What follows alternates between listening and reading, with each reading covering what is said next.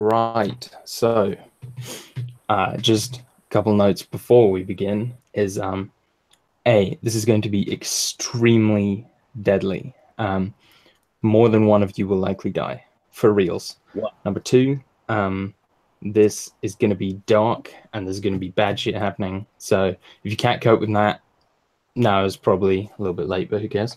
But it you know, just be ready for dark shit happening, and yeah, enjoy. So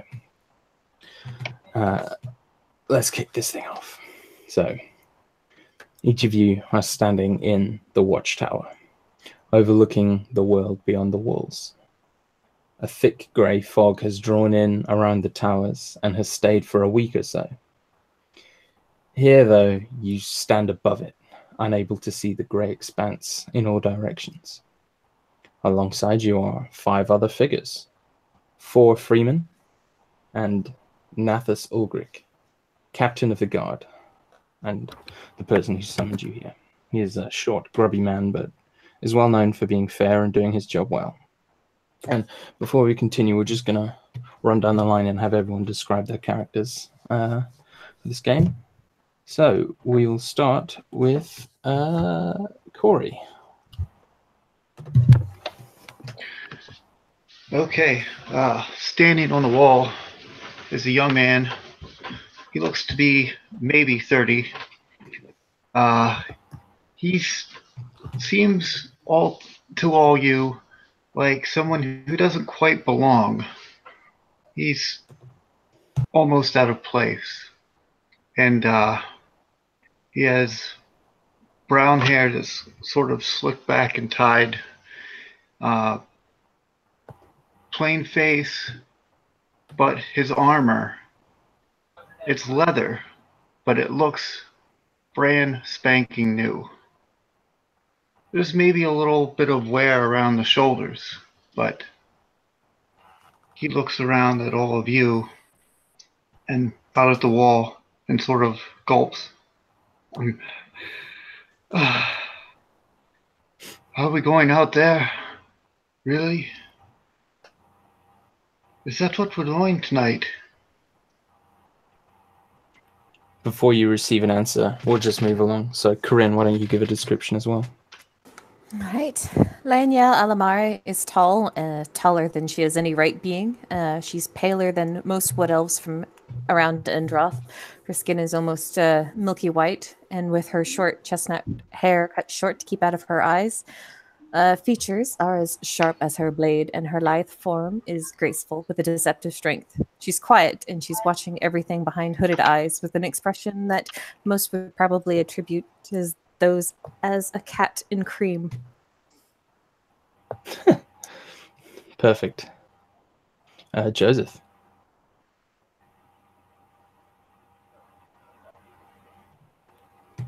You're muted there. Don't know if you don't know if you know.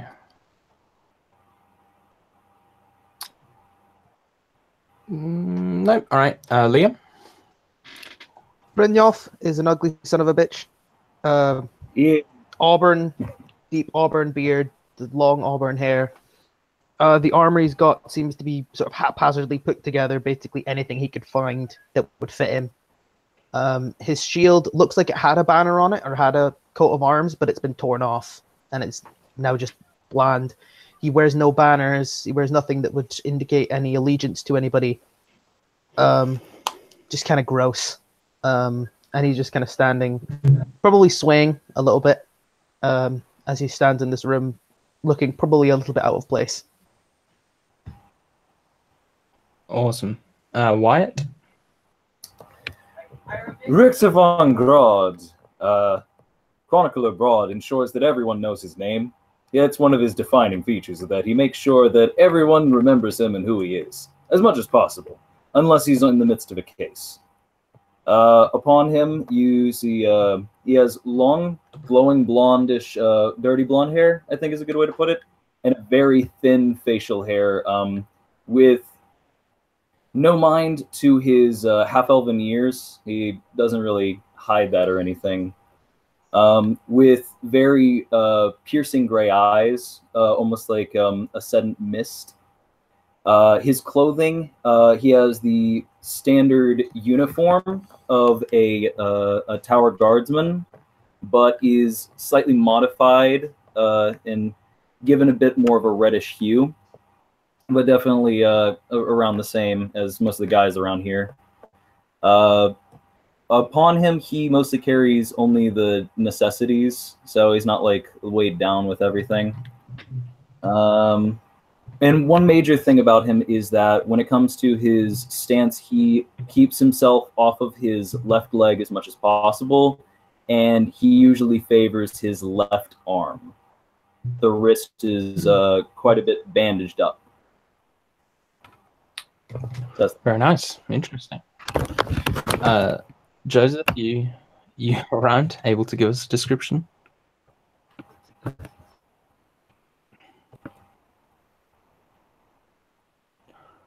I'm not sure. Your mic is muted, so I don't know if you're speaking. But we can't hear you. So, in the interest of keeping things moving, I'm just going to keep things moving, I guess.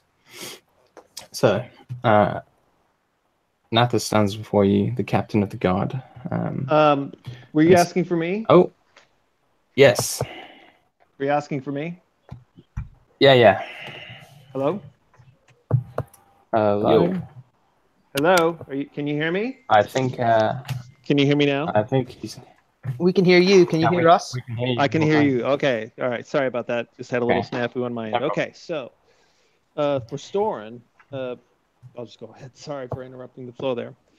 Storin No problem. is, he is a bit tall, strawberry blonde hair, and he is kind of, he's fairly tall. He is actually a half elf, but a lot of people mistake him as an elf because he's just kind of a pretty boy in looks.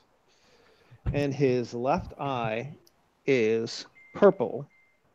His right eye is green, and he's looking out on the horizon. His eye, he's just kind of he kind of feels out of place, but he knows that he's supposed to be there. Very well. We have a distinctly odd group, I would say, before you. Sort of not everyone you'd expect interesting to be around in this place.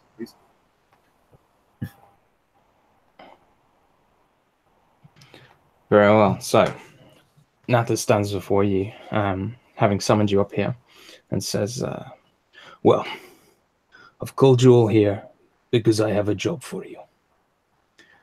I need you to find someone. Her name is Aline Marova, and she is missing.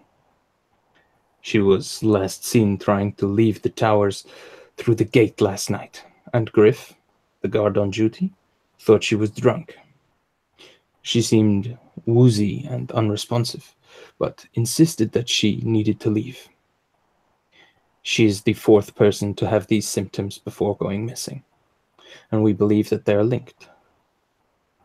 I would have you go out and follow her trail. You will find your guide below, by the gate. His name is Malka, and he is prepared to find her. Prepared to find Aline. He'll lead you to her. Sorry, Rob, you're kind of cutting out on me. What's the name of the person we're looking for? I will. I'll put that kind of. I'll put the names in chat. Thank you. For you. Nice. Do I sound okay now? Much better, yeah. Okay. Yeah. So, are there any questions before you go? Is there anywhere she might have gone? Any ideas? Well, she hasn't been seen since she tried to escape. Griff, the guard, wouldn't let her escape and wouldn't let her leave. Not in her state anyway, so he sent her back and she must have found another way out. We are unsure as to how she got out and where she's gone now. Of course, you'll all be... Yeah, you go. When he says escape, does he mean like escape from somewhere she's supposed to be or just from the city? She escaped from the city. Like- So the guard on duty saw her. Basically, she seemed drunk, and so he wouldn't let her. He decided not to let her out, because she was determined to leave. He said, "No, come back in the morning or whatever," and he wouldn't let her go. And she's gone. She's not where she's supposed to be, and she's not in. Well, no one's seen her. And He how also long says has that, she been of gone? course. This was last night. Last night. But Gives as her a a small person to have such symptoms, means that she can't be too far. hopefully. Of course, you will all be rewarded a standard rate of 25 gold pieces for the group, and you will also be awarded full citizenship should you be successful, which allows you to purchase property within the towers, and you will also be able to vote. We have some supplies for you. We have some supplies for you by the gate. Okay, fair sir. I'm not sure if you are aware of me, but I am aware of who you are. I am Storn. I am the priest of Lathander. Just a local parish here in the northern end. Yes. Would it surprise you to know that this is not the first disappearance that I have heard of? All of my... Well, I've just Yeah. said that there were 3 others with the same symptoms before her, so no, it would not surprise me. And he gives them like a hearty chuckle. Yeah. My congregation is a little worried, and they wanted me to ask. So, Well, I'm asking you. So, do you accept? What do you get others, to find the whoever- others? Agreed. Yes. The others that have gone missing. Any What do we get if we find similarities? them? What about them? I don't know. It's not my prerogative. I'm sure we'll get some fancy reward. Honestly, look, we just need to know what's going on. I honestly don't expect you'll find her alive, but if you can tell us what happened to her, we'll call that a success. The others that What? went missing, are there any similarities? All human, all left during the night, all... All female? No. Was one of them a 3. tall man? Brown hair? In his 50s, maybe. He shakes his head. He says, no. The names of the people who went missing are Gamon Harston. He says the names of the people who went missing are Gamon Harston, a merchant, Olaf Bitterweed, a tanner, and Schalke Graw, a farmhand. They all exhibited the same symptoms before they were gone. We assume it's a connection. There's a link between them, but we don't know what it is.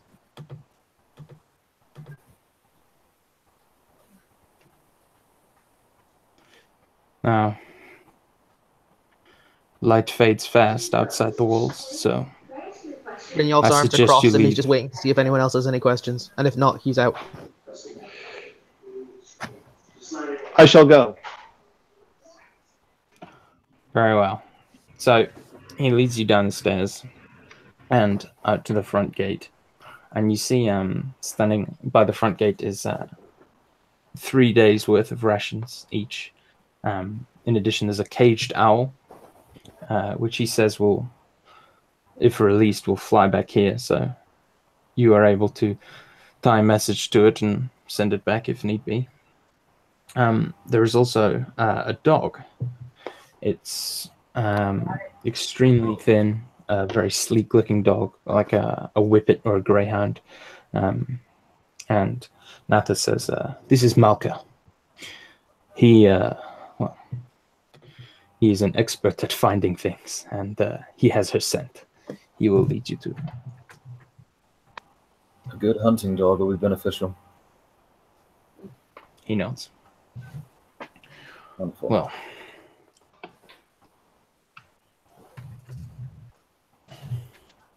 he says, well, are there any more questions, or are you ready to go? Brynjolf is sort of standing, like, looking rather impatient. I believe that's the sign to point us in the right direction, and we start heading our way out of here. Thank you for all the equipment. I shall pray for the families Well. of the missing people as we are on this journey. Do you say that out loud?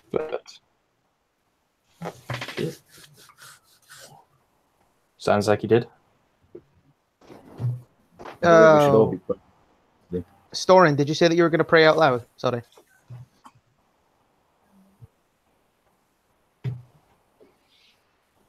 I'm not sure, considering he said it in a characterful voice. So, In that so are you case, gonna say yeah, to him, or as soon as he says it, if you're looking at Brynjolf, he just kind of rolls his eyes. or no? The guards open up the gates, kind of only enough for you to squeeze through. They don't open them up fully, though the gates are very thick and heavy. And they bend down and kind of give the dog a whiff of a kind of scrap of material, and it just begins herring out of the out of the gate. And you have a very long rope kind of wrapped around his neck like a leash, but which one of you is handed, but the dog is out of the gate as quickly as possible and is just kind of sprinting. Clearly it has the scent. Brynjolf's probably a bit thrown by this because he's not a very fast man. He's like, oh, fucking shite. Right, on you go. I would expect Leah takes off right after him. Well, I guess we got to catch up to the dog. Nice. On we go. So the group kind of leaves and are in step, and whether you know each other very well or not is up to you guys. I imagine you've sort of seen each other around and know each other, know of each other kind of vaguely. So what would you all be doing while the dog's leading you through this extremely dense fog? You cannot see very far in front of you at all. As I'm running, I would keep my hand on one of my swords, just sort of panning back and forth, trying to see through the fog around me. If it wasn't for the rope tied around the dog, then you wouldn't be able to see where it was at all. But thankfully, you can have some idea, though it's merely a shadow in the fog. What's Laniel Victor doing? mostly Laniel? carries another 2 weeks ago. I'm keeping a bit of a jaunt, or at least pretending to have a good time. Trying to keep at least morale up as we basically are going into a place where I believe that a few of us are going to die. Because this is not going to be fun. History would suggest that's probably a likely occurrence. Are you kind of hanging out at the What's back? Brynjolf doing? Richter? Richter's doing his best about in the middle, trying to, carry the tune and keep everybody in pace, but he's not like forcing anybody forward or nothing. So he's about in the middle. As Brynjolf kind of goes alongside you, he's just like, move your arse, you fucking ponce. You move your ass, you tiny leg man. I'm sure that you'll eventually catch up to the hound. He clutches his battle axe in his hand, but he just kind of steels himself like... This is going to be difficult enough without PvP. Brynjolf was not a fan of being called a tiny-legged man. Awesome. Well, I guess There's many things Brynjolf does not like to be told he is. I gotcha. Now the dog somewhat slows, pulling you along, now at merely a fast walk, though it still is still definitely has the pay or has the scent. And though it's almost impossible to make out directions, you know that if you've been following the same direction that you started on, you're heading sort of southeast. And, well, you know that to the southeast lies Englemoor, a treacherous marshland full of kind of waist-high boggy muck. If you're not careful, you can sink in and fall to your death without anyone ever hearing anything. I'm assuming that's waist high to a And it- human, right? Yeah, this is like head high and a bit for Out of a Brynjolf muddy reference. beard. Yeah. But I mean, it's only... Could I try and spot It's a path that's not quite as deep for the Child of Stone? Yeah. So it's only waist high if you fall in. All right. Imagine it as sort of an archipelago of safety, but any step you take could result in you falling straight under and being sucked into the bog. Still, I'd be trying to point out a more stable path for Brynjolf. Malka the dog waits for you on the edge of the moor, and as you draw close, you can tell it wants to go, but it doesn't know the way to push on. Sorry, how do you pronounce your character's name again, Corinne? Sorry. Lion Yell. As Lion Yell's Lie. pointing to me. Yeah. Lion Yell. Yep. Lion, yeah. Yep. As Lion Yell is directing me on where to go, I'm like, "Ah, you fucking patronize me," and I just keep going. To be fair, I follow her advice. She just kind of Nice. chuckles and arches an eyebrow, but says nothing, and Lady, starts just following the possibly- same path that she's pointing out to him, so that she's no longer pointing it out to him, and he can just follow where she's going. Richter calls out to Lionel, Lady of the Woods, do you possibly spy anything? Seems the dog is having a bit of trouble. Magic tricks on you. She'll take a look around. Make me a perception check. Perception check if that's what you're trying. Yep. That would be a 17 on the die, plus 4 for 21. Yeah, so you can kind of make out where the water is, because it's just these dark black wells of absence. But you see that there's a much easier path going. There's a much easier path going north.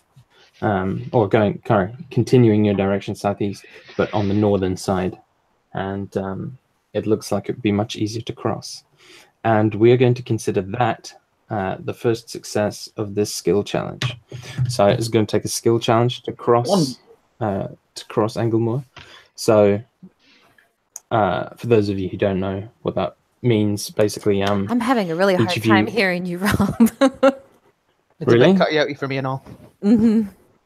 It's like I'm getting like every other word, and so I'm like, consider that and skill challenge, and I'm like, okay, oh no, yeah. I'm getting some minor breakup on mine end, but it's not too bad.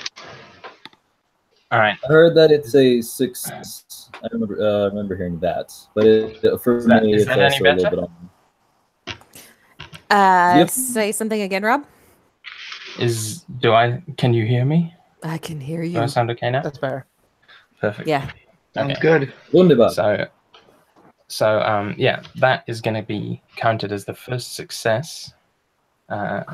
This skill challenge. So for those of you who don't know how a skill challenge works, basically you pick one of your skills, perception, insight, whatever it is, and basically tell me how you're going to use it to help your group cross the moor. And if the way you are trying to use it is acceptable, then you can roll it. And if you roll high enough, then you succeed, and you need a certain number of successes to succeed.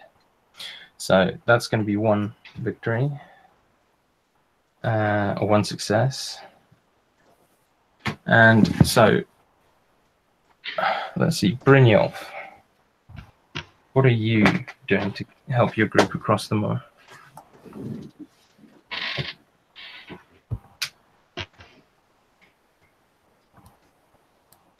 I have no idea.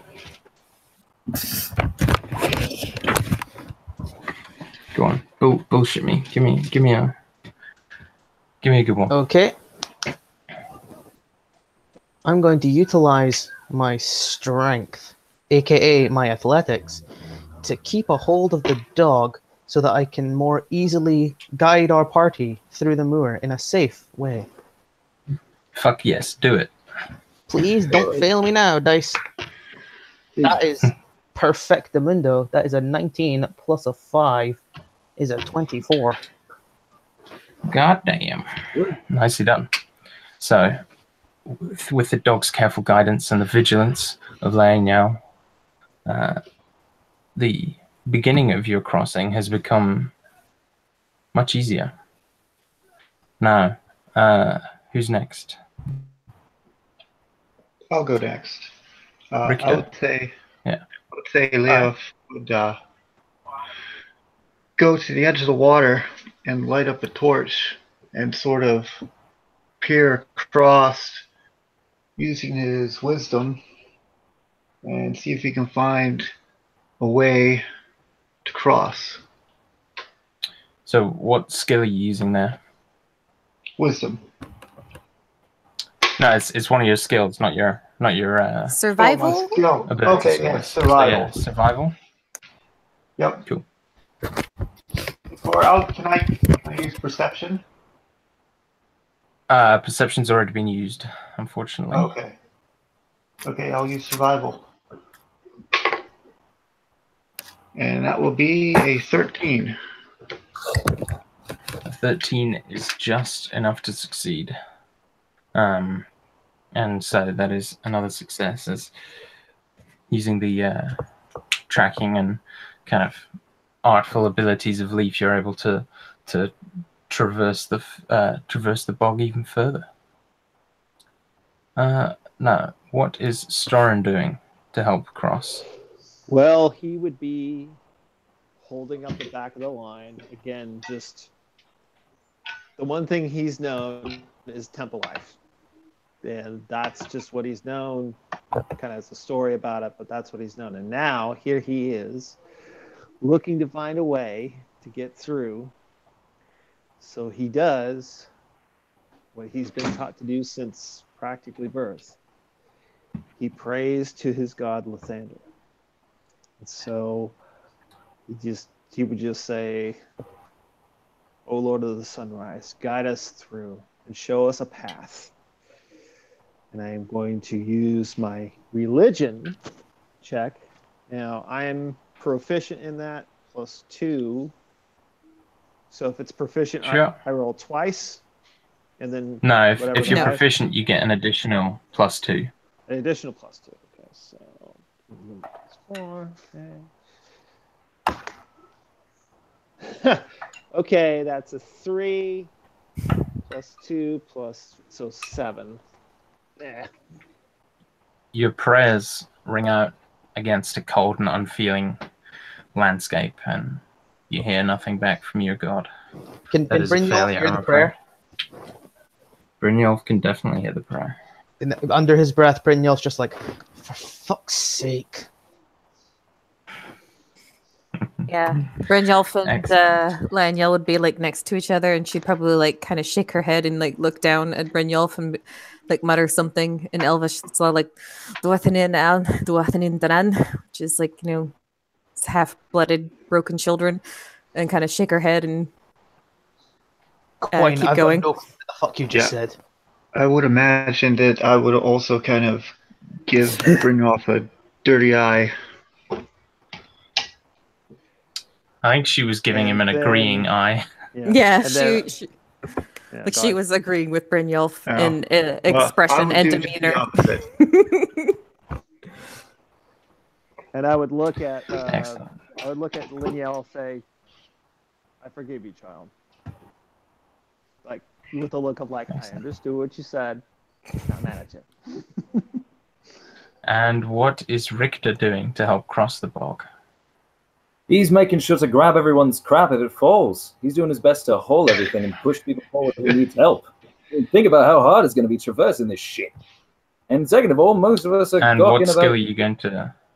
I'm going to... Ooh, I gotta think about that. That's why I'm trying to bring up my stuff and it's not bringing it up. I would use my... Because I would just use my strength, but I gotta think about how to skillfully use these things. So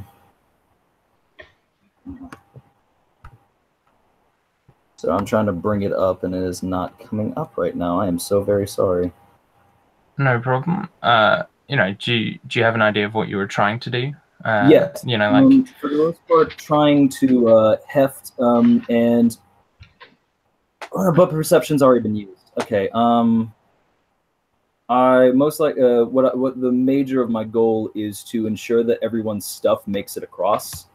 So I would be pulling things across as best I can, and pointing out if anybody loses.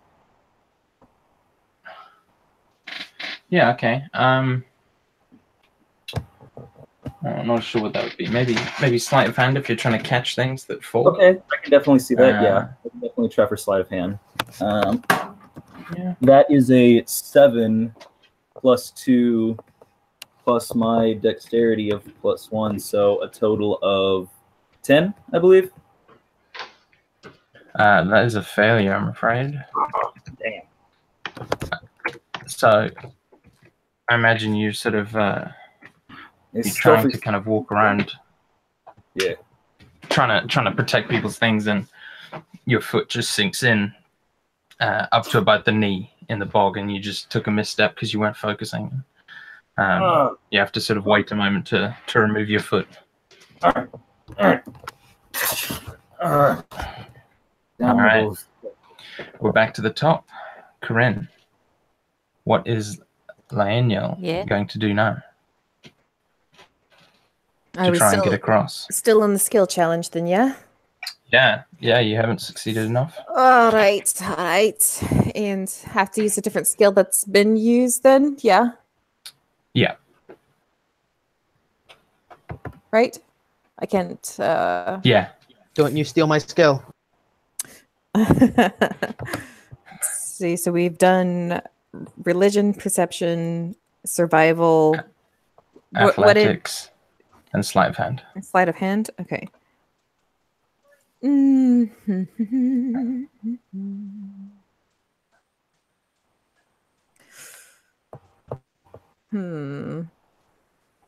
think I can persuade or intimidate the forest in any way. I don't think you can. Or the bog. Maybe I wouldn't persuade or intimidate the forest.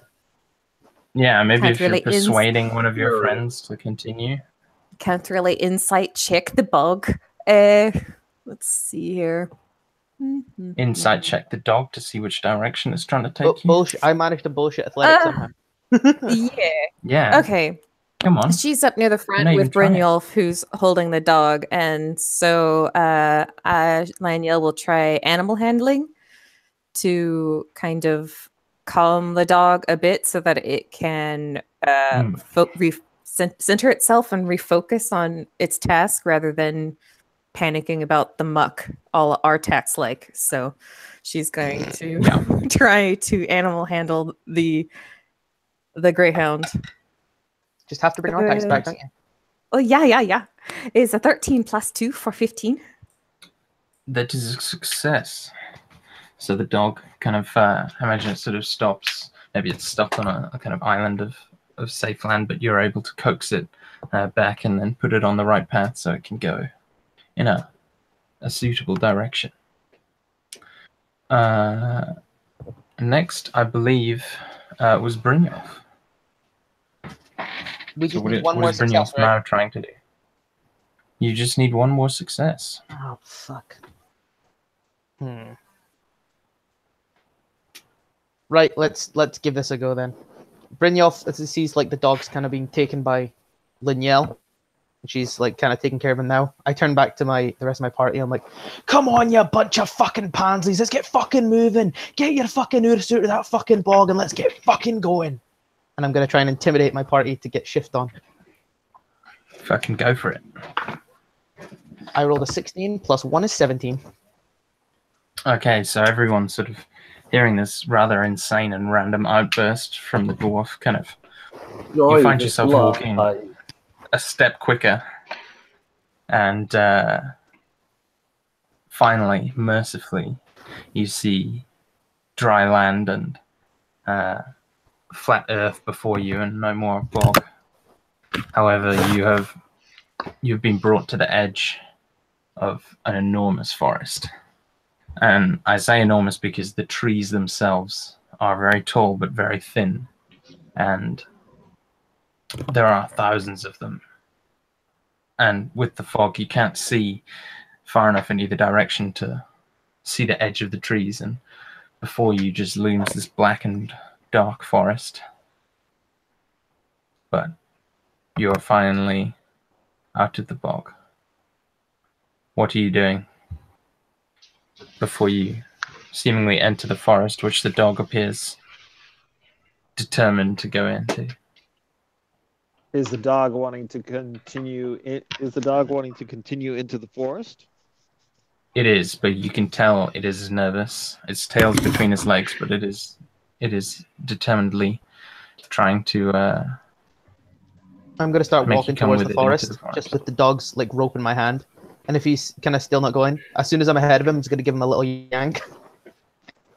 Yeah, and once you give him a yank, he would definitely follow along.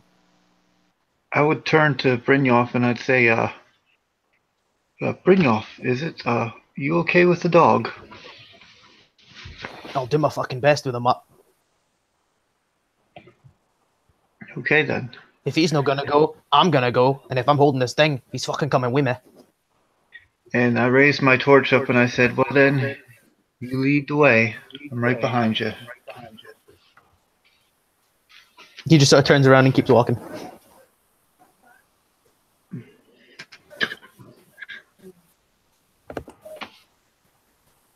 Does everyone else follow your dwarven companion into the forest? Yeah. Leonel would, as we enter the forest, kind of lay a hand on one of the trees and kind of do like a small prayer to Oberon and kind of maple, catch and carry, ash and ember, elderberry, woolen woman, mood at nights, willow window, count the lights, light our way, all Father, and continue going.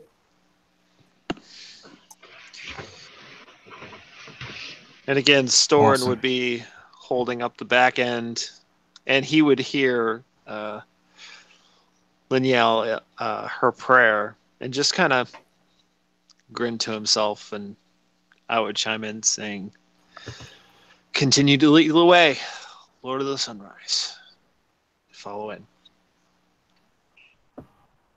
Lord of the forest Sunrise is no leading, it's fucking me. The forest is extremely slow going. It feels like every branch and root and plant in there is trying to inhibit your progress and stop you from moving. The forest seems to almost close in on you. Dark branches obscuring the light, and though there's no fog in here anymore, it's still just as hard to see in the darkness. Even for those of you who can see naturally in the dark, it is an oppressive darkness. But we can still see through it. Well, that looks very effective. Yeah, you Towards the front. can see enough to continue, but like you can't see far away, but you can see 10, 15 feet ahead of you. Okay. Right. Now, I would like. Is that even with the dark vision? Yeah, that's with dark vision. Is the dog Without just kind of dark vision, tottering next to me? you're-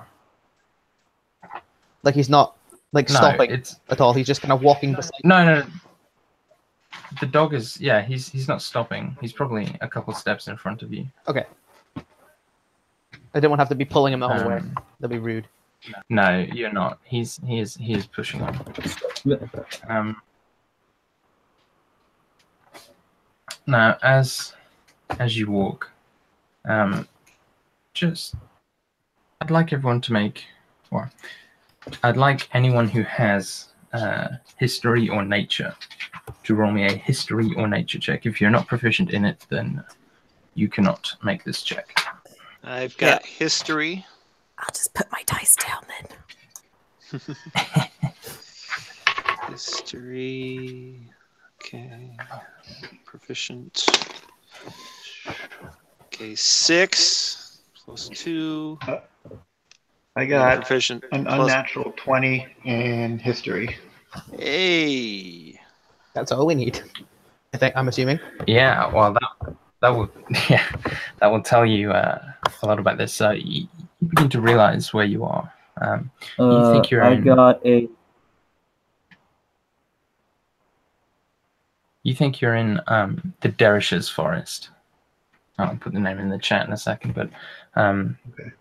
it's so named because a Derisher is a peasant. Back in before the darkness came, a Derisher was a peasant who had been afflicted with blindness and numbness, thanks to some form of bad luck, some kind of curse.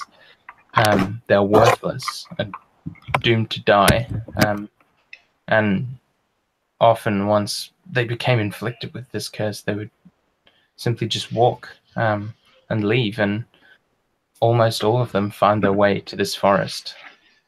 They live here now. Well, they lived there anyway before the darkness came, but you would know that this is a place where people afflicted with that curse come to die. Okay, I would probably turn to the nearest one to me and kind of relate this and say, this is where the blind were led. It's the Darish forest. I've heard legends of this.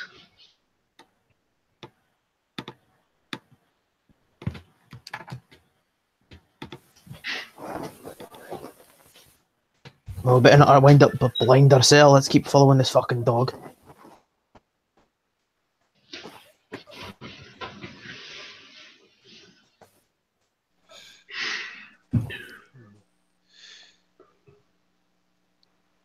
Okay, so he, again, new to the area, he would, Storin would hear whispers of this place, and again, with green eyes, eyes that have never seen anything like this, he would be like, okay, so the rumors are true.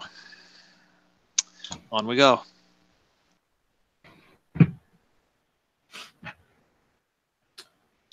Yeah, correct. Under his breath, Brynjolf's gonna say, if you say another fucking prayer, I'm gonna break your fucking kneecaps.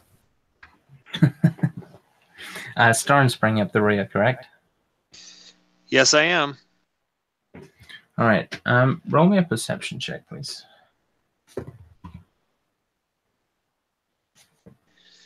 Okay.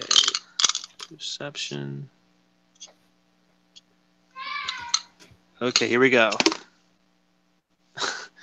5 plus 4. All right.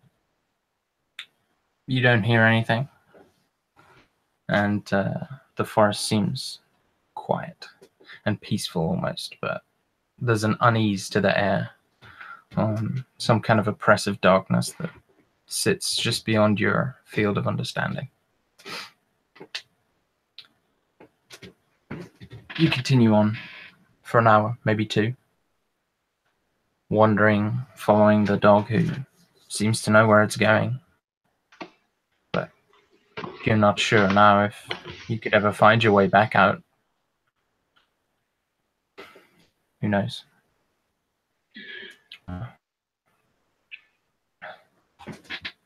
Up ahead, you hear a rustling in the bushes.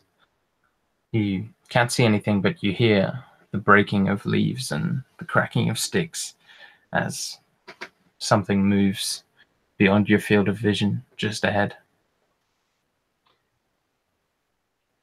And this is everyone hears that and sees that. Well, hears it. I would sort of walk ahead and I'd say, keep the dog back. Something's ahead of us. I pulled the dog back. And I would sort of Lionel. slowly walk up to the noise and sort of wave back at the others, like slowly, like this way. Lionel would draw her sword and like hold it behind her. Ready. Storin is at the ready with his warhammer. Okay, so what does Leaf see when he steps ahead towards the noise? So you step towards the noise and you see nothing about you. Make a perception check. 12 plus 14. What was that, sorry? 14. 14. All right. Yeah. The noise almost seems to have dissipated. You can hear it. You can't see it. There appears to be nothing around.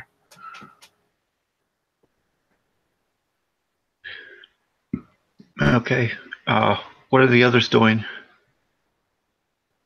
I'm going to throw the lead of the dog to whoever's next to me and stealth forward.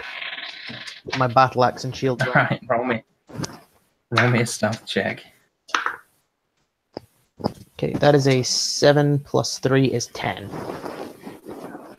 All right.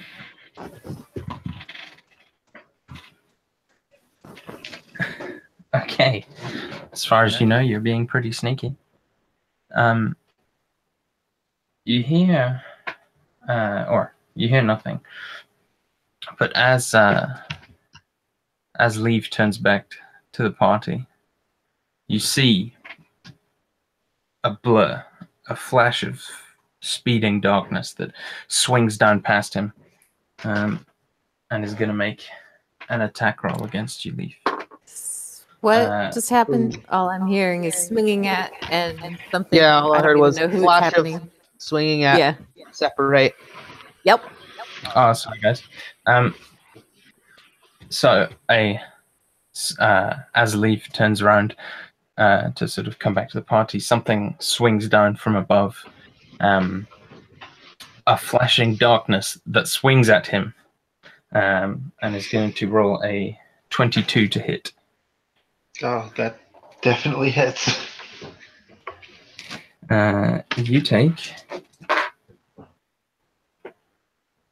13 points of bludgeoning damage as whatever it is swings down and crashes into you. 13 points. And you see this dark and you see this dark shape tumble into the brush. Okay, I probably don't see anything because I just fall unconscious from this blow.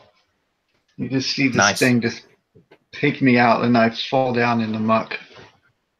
Yeah, let's roll initiative, guys. Jesus. Okay. Who's he? No. 14. 17. Yeah. Oh, yeah. 17. 11.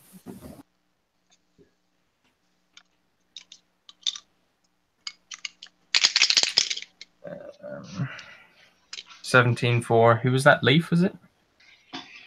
What? No. If you could just put me as 17, last sorry. because I'm unconscious. Sure.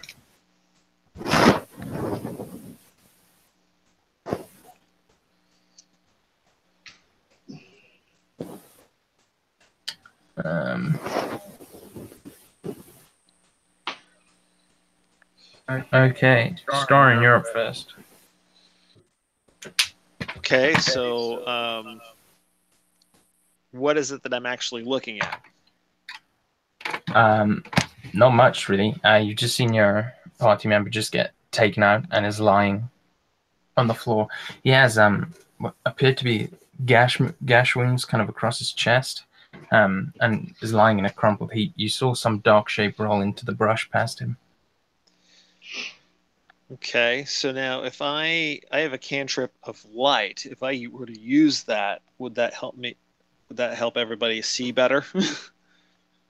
Definitely. Okay, so what I'm going to do is I'm just going to, I'm going to look at Brynjolf and be like, I'm going to pray again, get over it. And then I would just, hold out my hands like in supplication, and say, Lord of the sunrise, shine your light. And then I would, whatever that source of light was, I would set it, make sure it would hover in the air, and then be like, okay, can everybody see better? All right. And then now that's a bonus action. So yeah. So it or is that illuminates. Right. Go ahead. I believe light's action. I'm not sure. I'll look it up. But you see the area illuminated, and you see kind of in the bushes there is something moving ahead of you. It is an action, yeah. Kind of. Yeah. But you see something kind of picking itself up in the bushes that you can't quite tell what it is from where you are.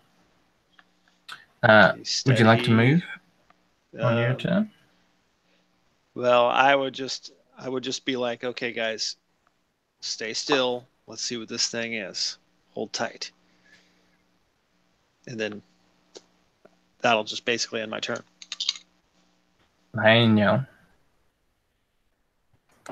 About how far away am I from Leaf? From Leaf, maybe 20 feet. What was that? Maybe 20 feet. Okay, and the area where I saw the creature disappear to? Maybe 25. It's right next to where he was. I'm going to go over to where Leaf is and kind of stand over him, but I'm going to ready in case whatever came out of the brush comes out again. So just readying action to attack. Very well, very well. Richter, what are you doing? You're muted.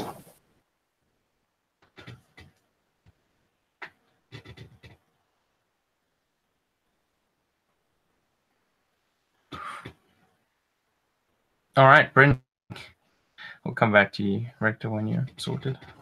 Yeah, you're muted, Wyatt, Richter, whatever. If you need to unmute yourself so we can hear you. Yeah, I'm not sure he's there or whatever. So, yeah, we'll just go Brynjolf. Skip ahead. What are you doing? Hello, can you guys hear me? Oh, yeah, we got it. Okay, there you go. Okay, yeah. What I said is that sorry, if you want to continue with him, that's fine. But is it still my turn? Yeah. Okay, cool. Seeing that his compatriot is down, he's immediately going to use Healing Word to get him back up to speed. 1d4 Awesome. plus Charisma modifier. Yeah. Sweet. 4 plus 3, so 7 HP. So, As he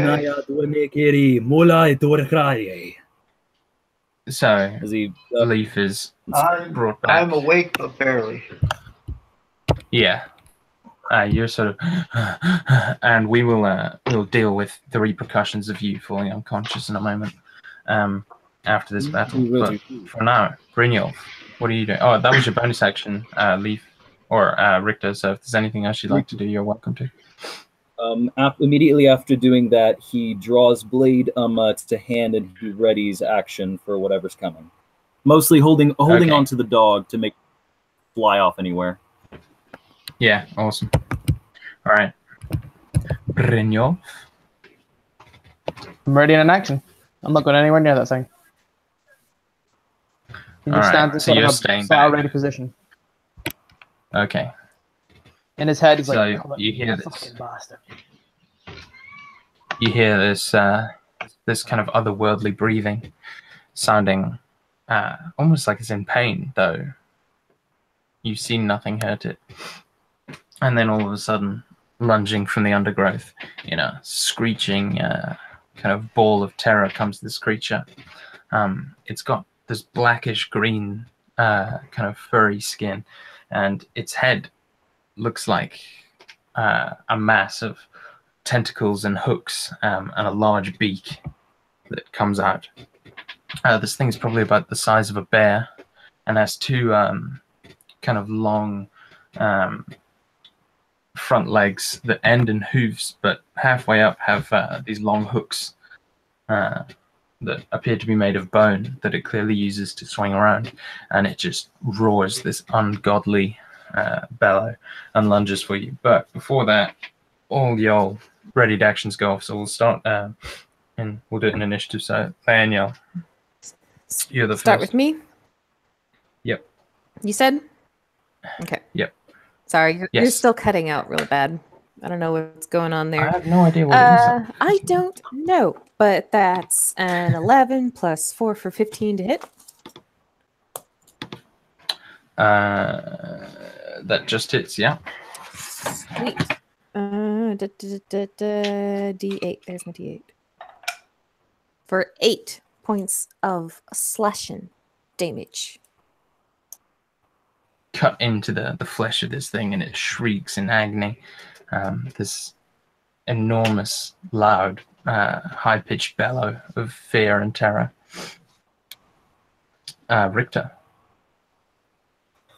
Immediately, he's going to swing for it with his longsword. Indeed. All right, 12 plus 1 plus 2, so that's going to be that's a 15. Oh, what was that, sorry? 12 plus 2 plus 1, so 15. 15. A 15. 15. All right. A 15 is a hit. Okay.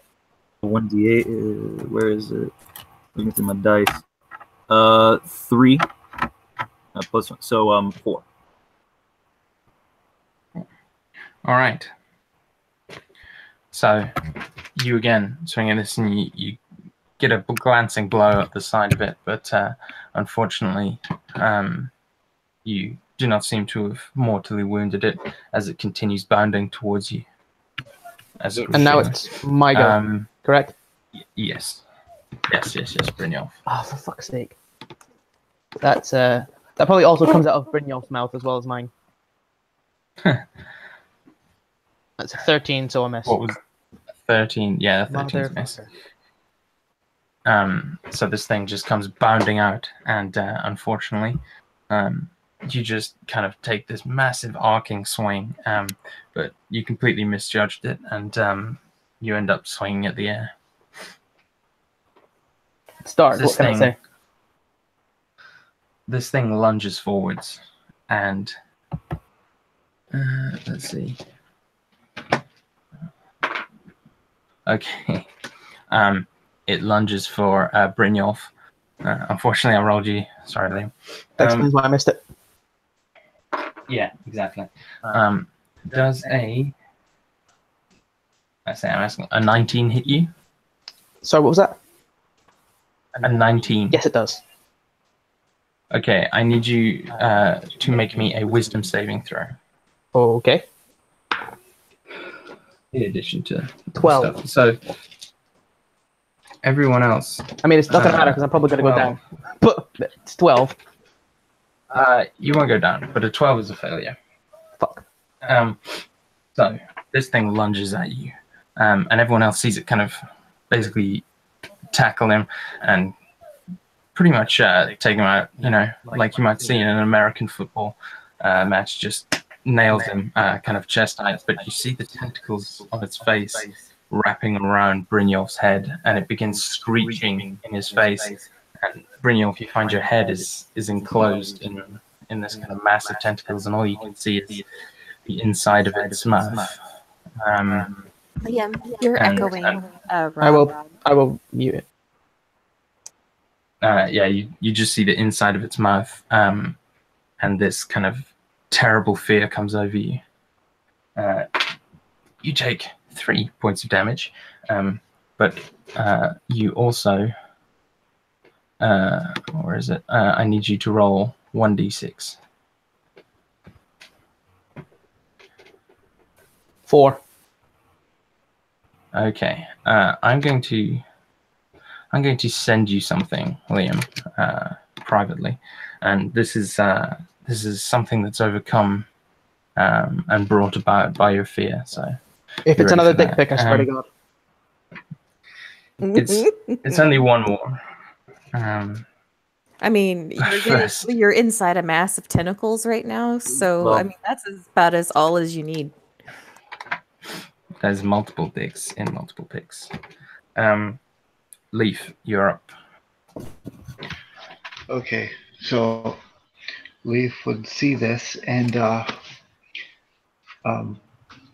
this thing is basically has its back towards me now, right?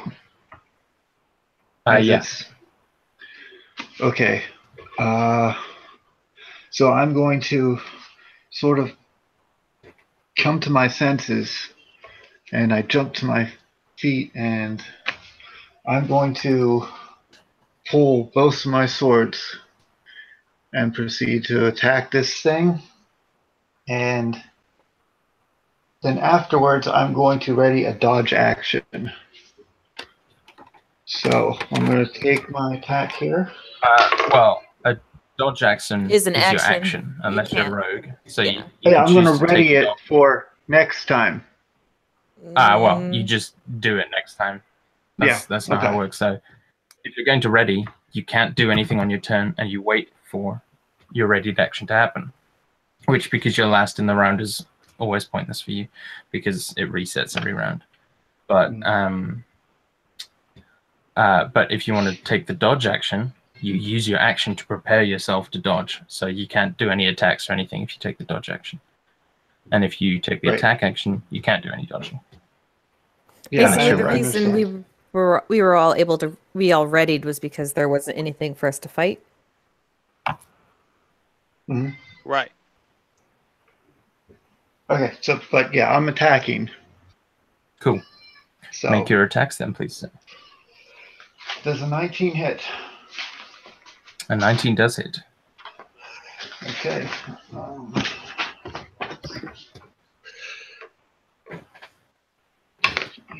7.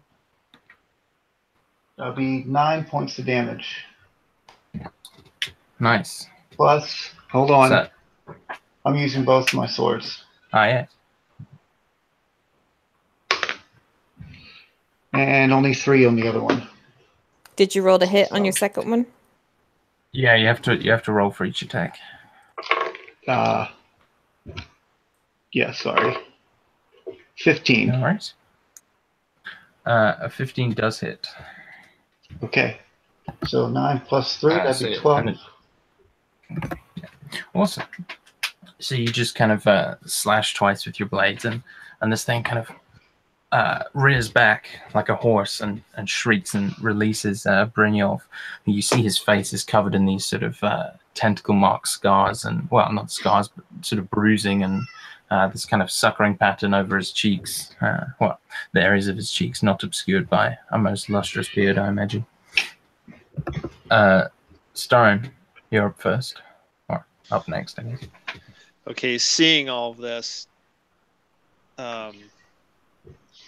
he would, he has his dwarf hammer, which was a gift to him from the dwarf that raised him.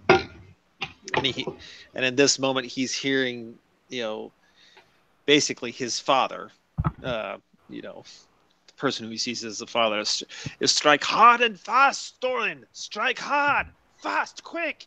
Don't get your guard up. He's hearing that in his mind, and he's just strike hard and fast, and he charges towards this creature, gets his warhammer ready, and rolls 5 plus 2 for 7. Swings wide. 7 does not hit. Oh my god! You yeah. got your guard up maybe a bit too much and forgot to to swing probably, Yeah. as you just cleanly miss. Happy dwarf. Indeed. Leaniel. You said Brynjolf is free of the thing right now, right? He is. Then I'm going to slash it with my sword for an 18. An 18 does hit. 7 points slashing damage. Yeah, so this thing is just being battered from all sides, and kind of screeches in agony, but appears to be no less dangerous, and appears to be not slowing down at all as it begins to wheel around on you, Lionel. But first, Richter, it is your turn. Seeing that his fellow half-elven broski is really not exactly as palpable with this kind of conflict just yet, he's immediately going to use bardic inspiration, and he sings of, well, since he heard much of the words of what he was saying, he sings an old tale involving his god, and he's going to give him a 4. Who is Well, no, he gets a D4, and then he gets to roll that on top of his. Wait, did he say? No.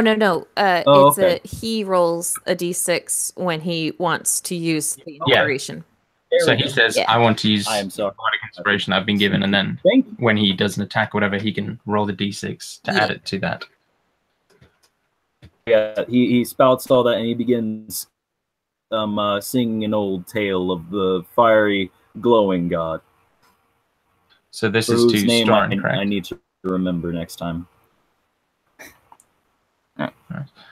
This is to Starn, correct? Would you like to do anything with your action, director? That's a bonus? Yes.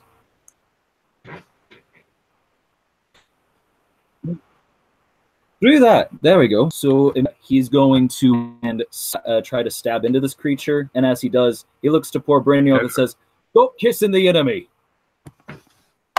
As he gets a 12, he gets a 15 again.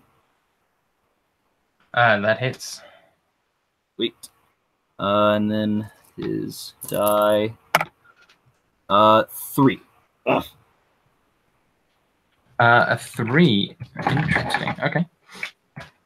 So you swing in, and again, you deal this sort of glancing blow where it sort of almost catch it, but not quite enough to maybe draw blood, but you cause some discomfort with this hit. Well, at least I'll piss it off to death. Next is Brynjolf. I'm going to get up, sort of glance around me a lot, blinking, sort of shake my head, see the thing in front of me, and just fucking swing my axe. Perfect. And roll a natural 1. Awesome. Good stuff. I probably should have come up with fumble rules for this setting, but whatever. There's none, so you get off scot-free with only your pride damaged. I assume that's all you're going to do, considering that was a pretty terrible showing. This I'm thing distracted. wheels around. Obviously. This thing wheels around on Lionel and lunges for her with one of the enormous hooks on its arm. Oh, yeah, that's a natural 19, so like 25 to hit. I think that hits, yeah. Okay, you take 9 points of bludgeoning damage. As You'll it have just to say that one more time for me. 9 points of bludgeoning damage. 9. Okay. As this thing just crashes its hook or hooked kind of appendage on the side into you, and sends you flying. Yeah, most definitely. And then it is going to scamper, or it is going to scamper towards a tree and begin to climb, though it doesn't get very far in its turn. Leaf, you're up first. Or next, sorry. Okay, so this thing's heading up a tree.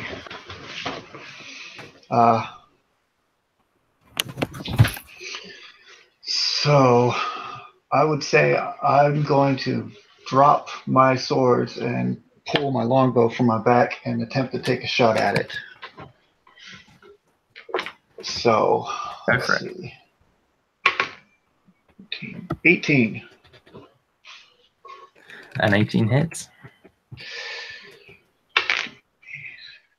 And that's an 8.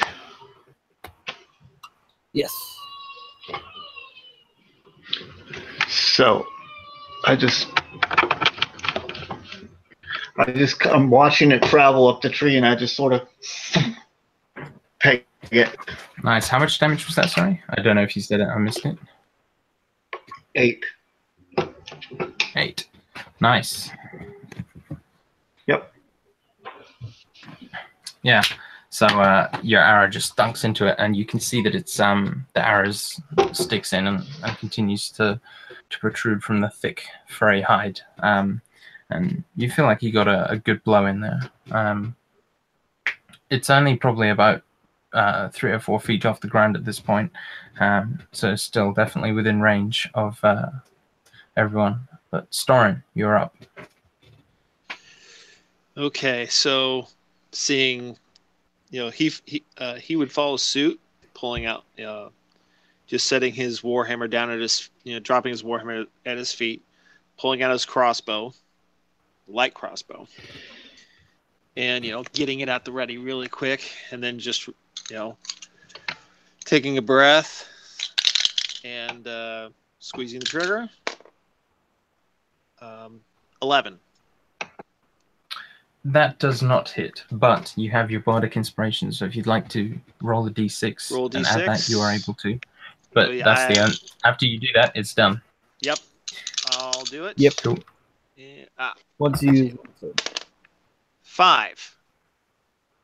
Oh, a 5 is the minimum you needed to make that a hit, so that is a hit now.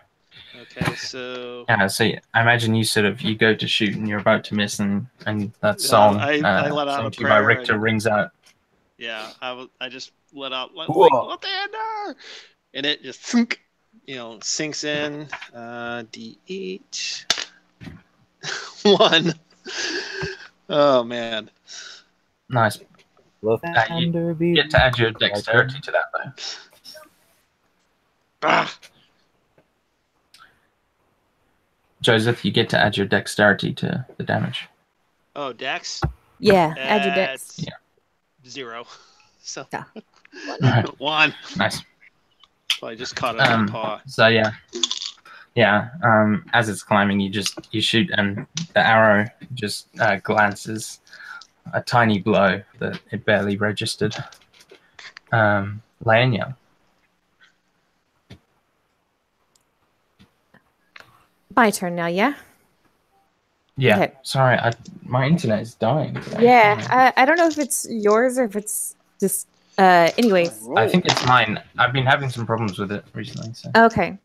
Well, Laniel would pick herself up off her feet from where she was thrown and pull the longbow from her back, and kind of with like numb and shaking fingers pull out an arrow, and as she's drawing the bow, kind of whisper to it and say, my blood to the defense of the task I am set. My heart is in keeping the promise to which I am bound, as she tries to shoot the thing.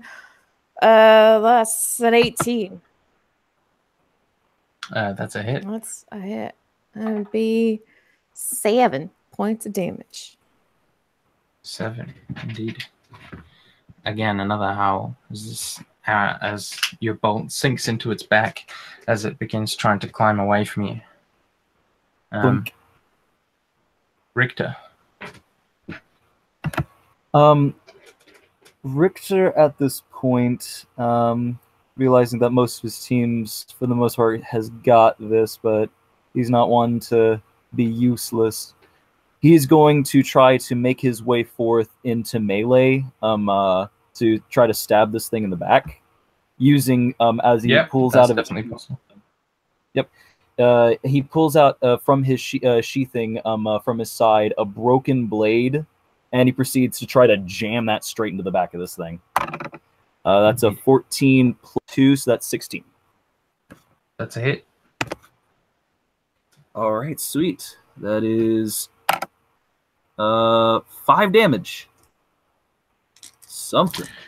5 damage. All right. And the force of your strike kind of causes it severe pain, and you see it begins to slip and falls back down to the ground at the foot of the tree. Brynjolf.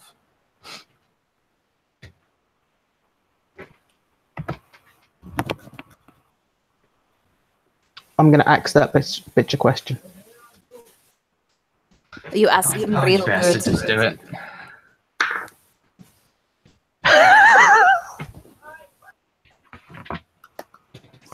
Brynjolf was not destined to survive. I rolled another natural 1. Amazing. I love this character He as well, gets up. so I guess. And I imagine that there's like some slime or something from the tentacles, and he just gets up, goes to swing, and slips. Axe goes right into his brain. He's got like saliva on his in his eyes, so he's just kind of blindly swinging on like you fuck. Yeah. I'm so glad roll that a you don't have D4, fumble see which rules. of your party members you hit instead. No, I'm kidding. I wouldn't do that. Yet. As soon as I'm able to regain my footing, I'm running 25 feet away from everyone else. Okay. And this thing, it senses it senses the end is near and begins kind of fighting like a creature backed into a corner. It swings its hook at the person who brought it down. It swings its hook at Richter. Okay. Oh shit! Yeah, 25 to hit. That's more than enough. I'm fairly sure. Twice, I almost. Yeah. Yeah, you also take 13 points of bludgeoning damage as it just essentially punches you, but with a giant bone hook, and just cracks you right in the face. I am rendered completely unconscious immediately. That.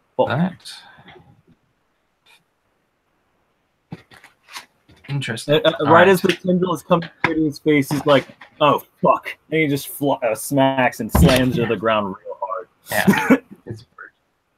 Yeah. Leaf, you're up. Who is? Leaf.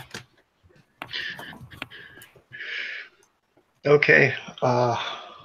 Seeing this, I'm just going to try to put another arrow in this thing if I have a shot. If I have a clear shot at it, right? You do, definitely. Yes? Hello? Hello. Sorry, I missed that. Ooh. Does a 12 hit? A 12 does not hit, I'm afraid. Hello? No, your arrow goes wide. Okay. Flying off into the undergrowth. Is there anything else you'd like to do?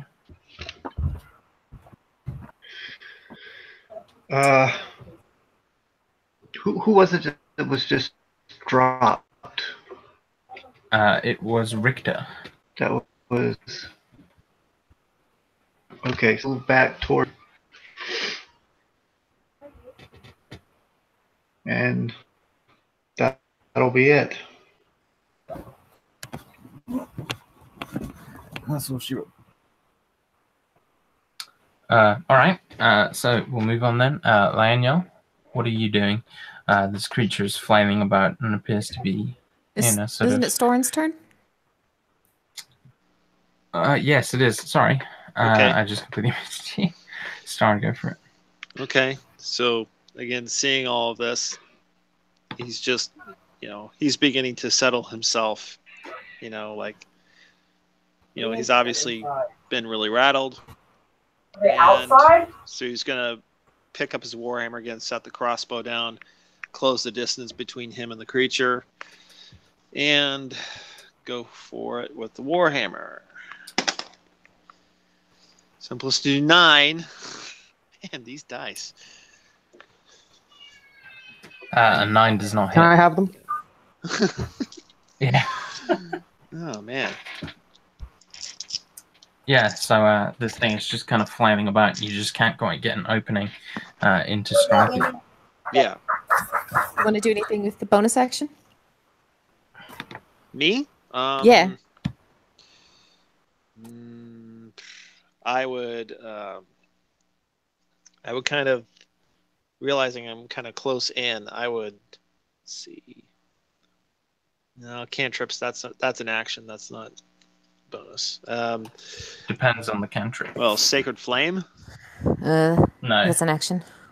Yeah, that's what I thought. Do you have a healing word? Because Richter's down. No.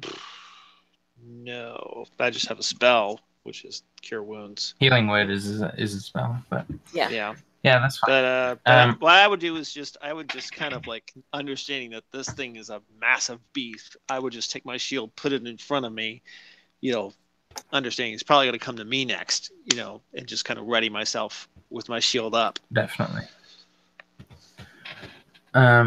Definitely. Laniel, what are you doing? She's probably bleeding from one corner of her mouth. She's just going to pull another arrow and try and finish this thing off before it takes anybody else down. So she's not going to close the distance to put herself in danger to get Richter up, unfortunately. But she's going to miss with a 6.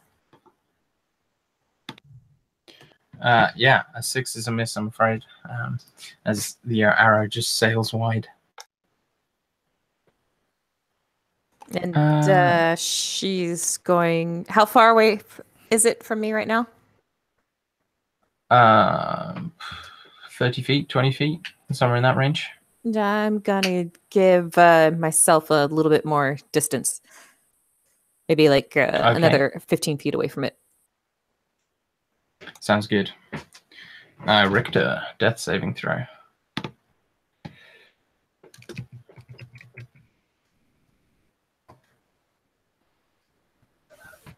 You're muted.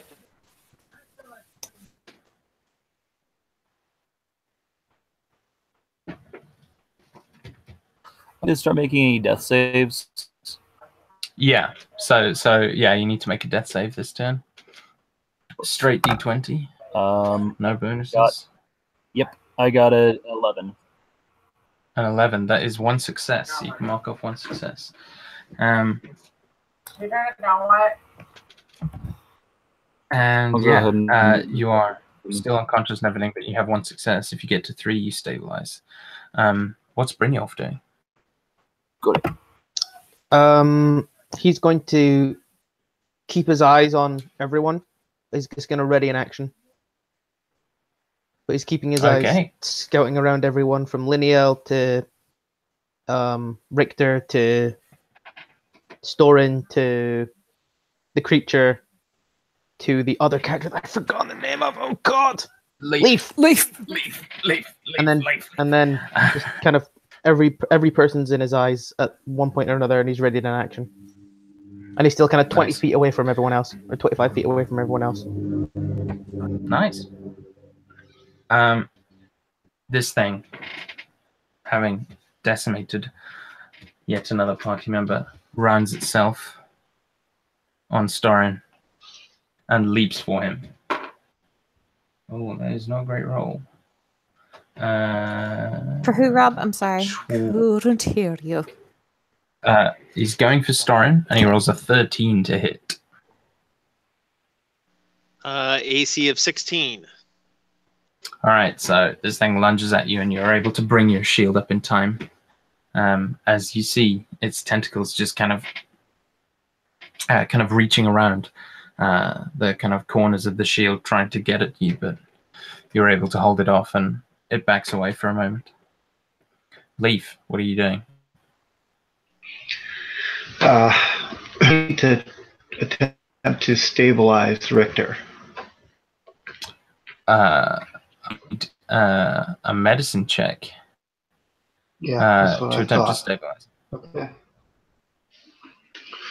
All right, I'm going to attempt to stabilize him. Very well. An 8. Yeah, unfortunately, you see that he has several wounds, and that appear to have been made by the strange protrusions on the hook of this thing, and they appear to be bleeding out. You don't think there's that much you can do for him. That's your action. Do you have anything else you'd like to try and do as a bonus action or a movement?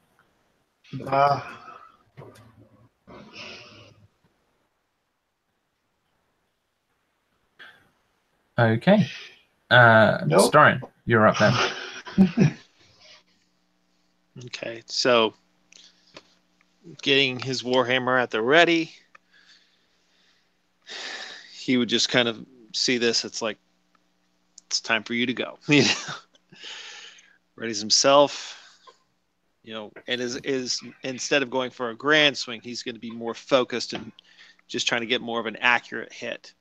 And then he rolls 16 plus 2, 18. Hits. That hits. Okay. And then D8 plus 2, 7 plus 2, 9. 9 points of damage. Nice.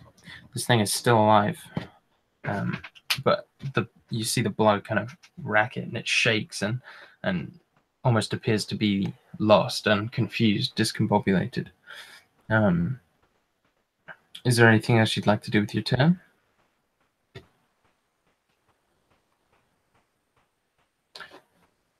I'll take that as a no. Lianya.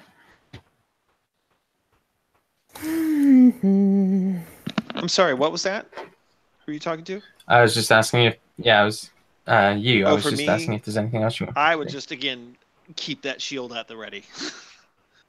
Nice. Lianya. Can I do an insight check on Brynjolf? Because he's kind of acting a bit cagey, and I think Lianya would notice that, I think. There is also a raging tentacle monster in front of you. So no, there is. But, I also have 2 Sure hit points, thing. so if he's about to go crazy, go nuts, I would like to, identify another threat if I have to. Indeed. But probably not gonna, because it's a 10 on the inside.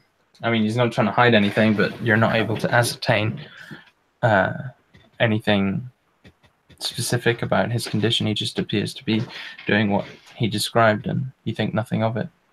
All right. Or at least you maybe think something's weird, but you can't put your finger on what exactly.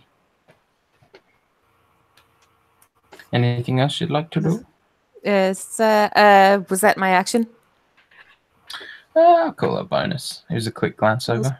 Bonus. All right, and as she draws another arrow, she's gonna shout over to Brynjolf. I've never seen a child of stone that turned down a fight, trying to get him to incite him to attack the monster again. That's a 16 on my bow and arrow. 'Tis a hit. For another 7. I keep rolling 5s. Yeah. I don't say stop. I mean, hey.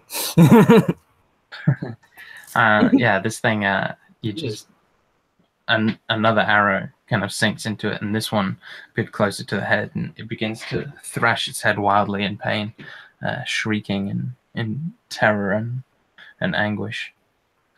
Richter, another death saving throw, please. He begins coughing up a bit blood as he gets a 14. A 14 is another success. Yes. So if you succeed once more, you stabilize. So you can mark that off. Brynjolf. Use your flesh, you know how it is. All right. And now it is me, correct? Yes. Sorry, I guess I must have cut out. Brynjolf, he sort of stares at Lignell and she yells at him. He's like, "You're trying to get me killed, aren't you? You just want all the money for yourself? I don't fucking think so. I'm staying right the fuck here." And I'm going to continue to ready an action. Indeedy. So, this thing, seeing it's on its last legs, is going to make one last fated attack against Storin. Yeah, it's a 20 total to hit, not natural. For who? You. Me? Yeah, that hits. I need you to make a wisdom saving throw, please. Okay, wisdom. Same throw. 14 plus 4, 18. All right. You feel this just panic terror come across you as the thing begins looping tentacles around your face, biting down on you for 8 points of damage. And it begins to try and do the same thing it did to Brynjolf. These tentacles looping around you and pulling you in as it forces you down onto the ground. But fortunately, rather, you feel no fear in the face of death and are not petrified by this. It then releases you, seeing its effect hasn't, or seeing it has been unable to do anything, and begins. It's going to reattempt to climb the tree. So it's going to turn tail and run, begin trying to get up that tree again. It gets about halfway up, probably 10 feet off the ground. Does Leaf and Storin get attacks of opportunity then for being in melee? As it's Storin does not, because he was yeah. just prone and suckered, but Leaf sure does. Kill it, Leaf, kill it. Does my readied action mean I can chuck a hand axe at it? Fuck yeah. Fuck it up.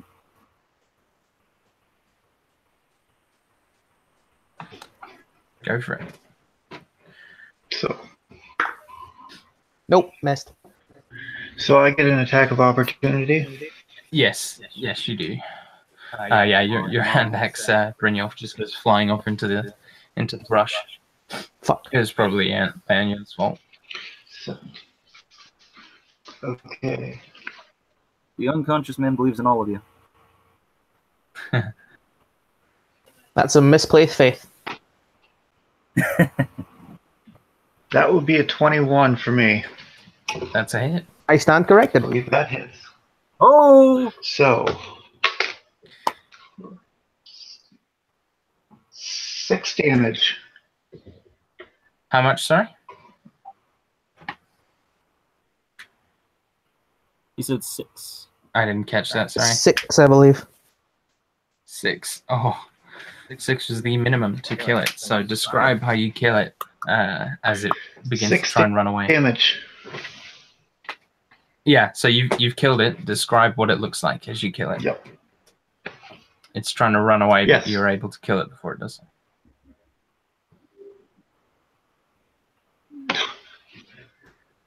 How do you kill it, my friend? I just go and I raise up my bow and I just, as it's going up the tree, I just sort of trailing just ahead of it, and I leave loose the arrow, and it just gets right in the back of the neck, and it falls from the tree. Yeah. Splatting It shrieks on the ground and crumples big heap. in a heap. Yeah.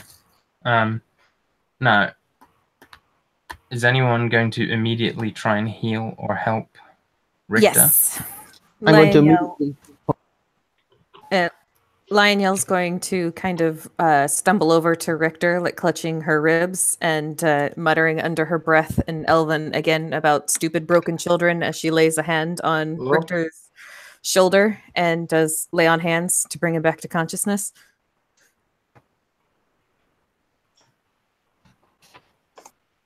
And how much do you lay on hands in for? Just one, in case we have to fight some more. All right. So you come to 1 hit point. You're awakened, Richter. Now, God damn point loss. the fun part. My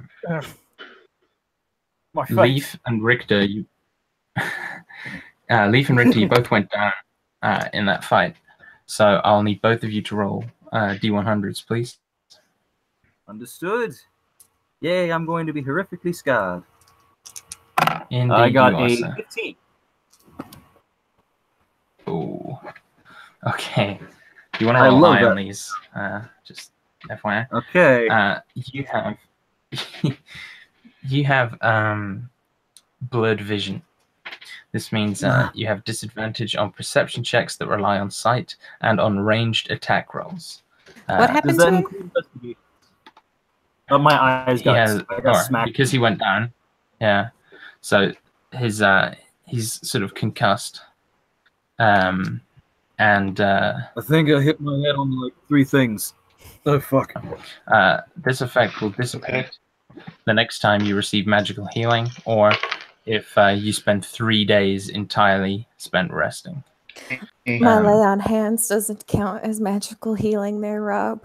It doesn't for the purpose of this, but if you did it again, it would. But you don't necessarily know unless he says something.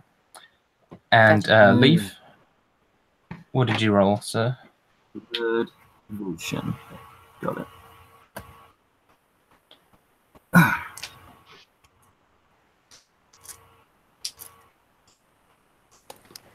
Roll a D100, Leaf. Yeah, are you there, Corey? I mean Corey. Corey in the house. That's what I said. Well, You said Corin. That's fine. I said Corey. It might have sounded like Corinne.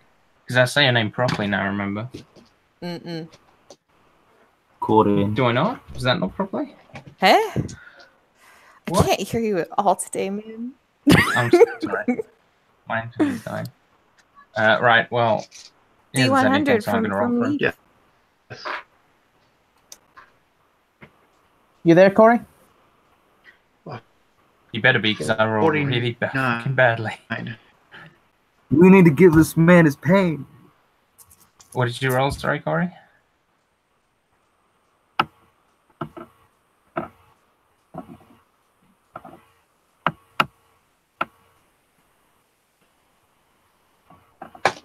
Did anyone hear what he rolled, or I heard him say something, but it wasn't a number.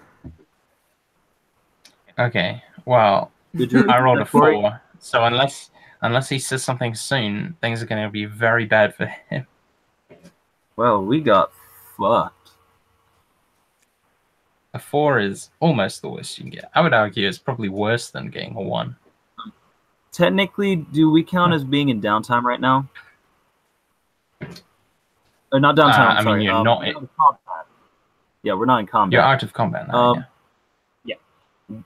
While we are out of combat, he is immediately going to use Inspiring Leader, and he's going to proceed to do his best to keep everybody motivated, and he proceeds to give everyone temporarily +3 HP. Because I am tired of us getting... or temporary hit points. Yeah, so everyone has 3 temporary hit points, I think. Because I hope that helps. Corey's back, I think. Hey, what did you roll in your D100? Can you hear me? Can you hear me? Yeah, we can hear you. I can hear. Okay. Yeah, I got a 40. What did you roll in your percentile? I'm sorry about that. No worries. 49. 89 was that? He said 49. 49. Sorry. Okay. What are you carrying on your person? What items? In my explorer's pack, and a set of fine clothes, a signet ring, scroll of pedigree, and a coin purse. Okay. We'll say the ring. The the ring is slashed and broken. It falls apart in your hand into two distinct pieces as a result of the brutal attack by this creature. Go on, mate. We've got to keep on moving forward. Whatever the hell that was, I'm fairly Leaf sure would it's just not. kind of stop and look around. And you see almost a tear come to his eye as he looks down and realizes his ring is broken in pieces. And he sort of is trying to like piece it back together. And he just looks around and he's sorry. My friend, Where's the dog? we'll deal with I that was later. holding My it. friend, what? Sorry. No, you go. I was holding it. I can't see the dog. Storin's trying Okay. to say something. Yep. It's Sorry. okay. My friend, did something break? What is it that you have in your hand? What is it broken?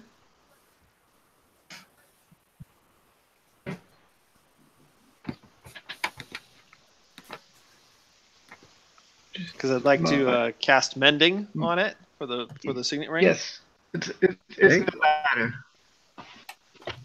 Okay. Well, if you don't mind, I would like to cast a spell My ring.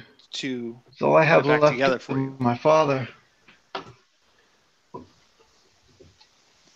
Yeah.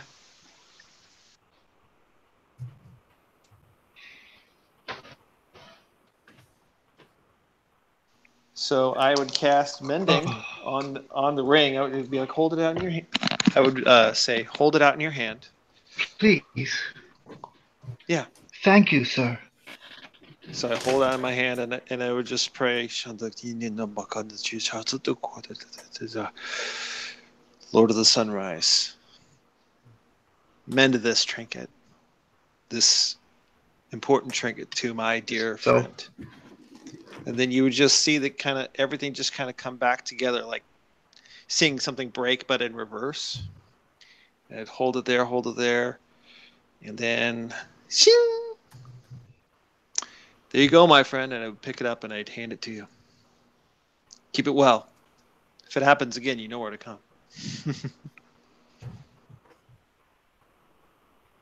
Feels like something really cool just happened.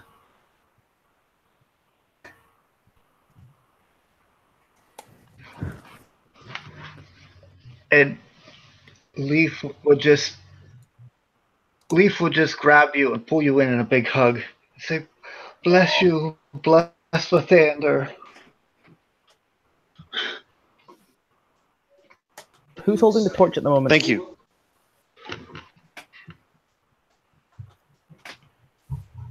I believe it's a light spell that Storin cast, so I assume it's on something of his.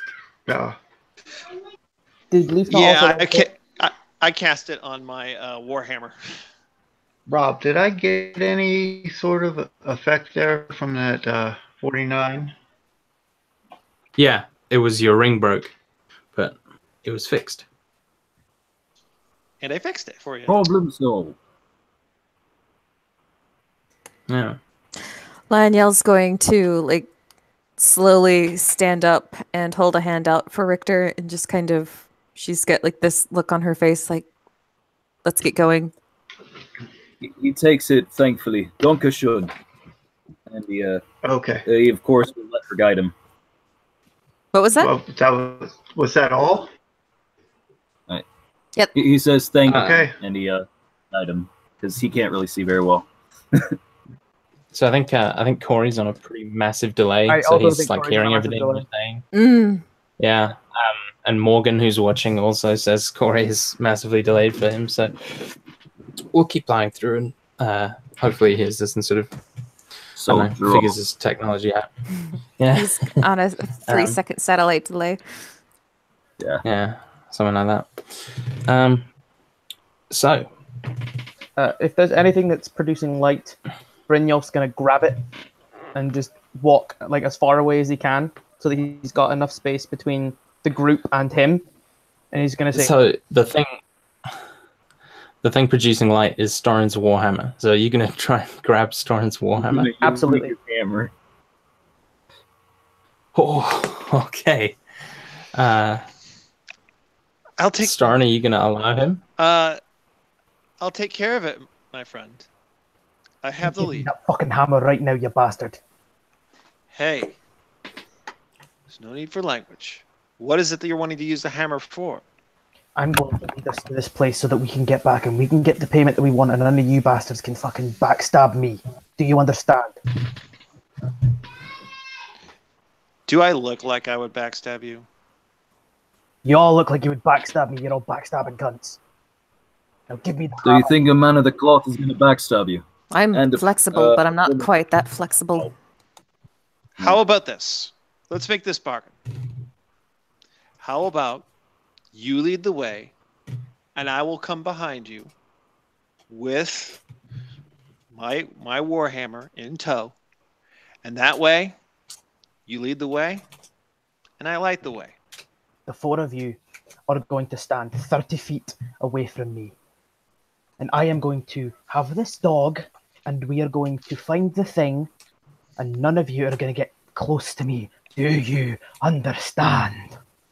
And he's kind of got crazy eyes. Okay.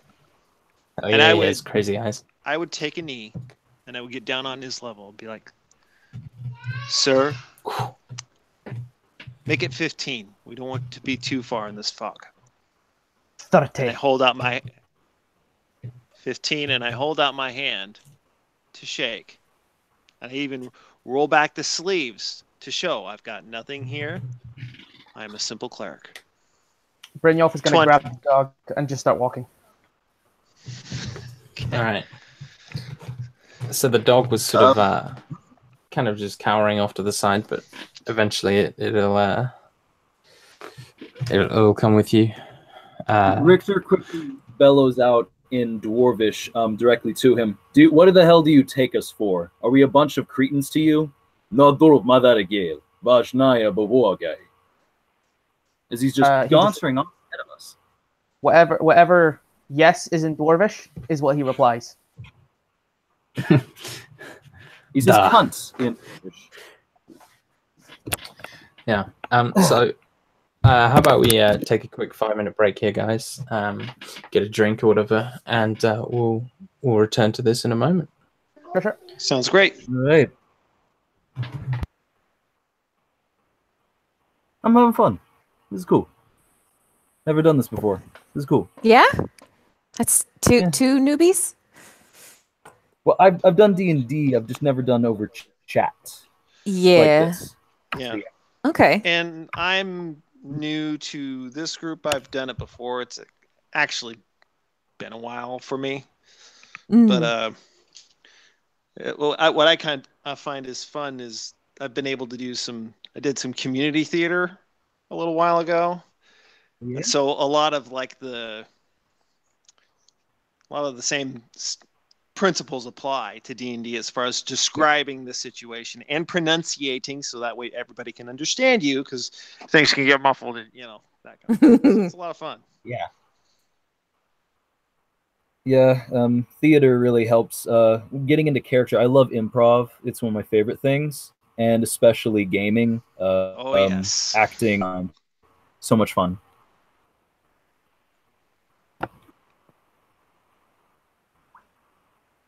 Yeah, this is probably like my 11 billionth game with Liam, and probably my halfway to 11 billion with Rob.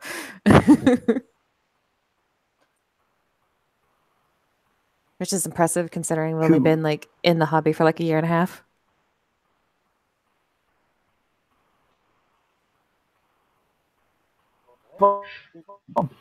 Yeah.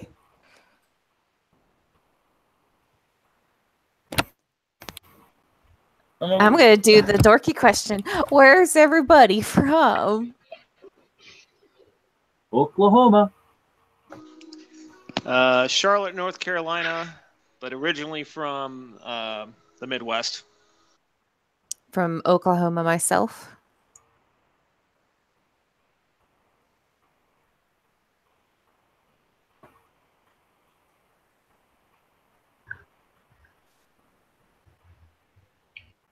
Rob and Liam think they're fancy. Can you They're guys from the UK. hear me now? Okay.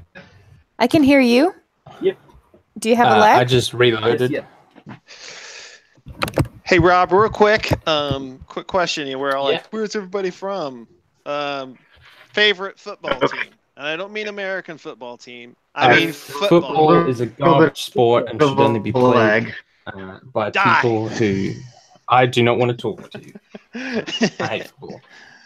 I'm just I a am fan. a rugby man through and through. I mean, it depends on the year. I play a lot of FIFA with the family, so Dude, I geez. personally, Sorry, go ahead. sorry, I'm just Germany personally. Mm. Yeah, I like Germany. They're a good team. Good. Did you see that ludicrous we're not gonna- display last night? What was Wenger thinking? Walking with her on that late. Oh boy. Never I'm don't. offended officially, Grim.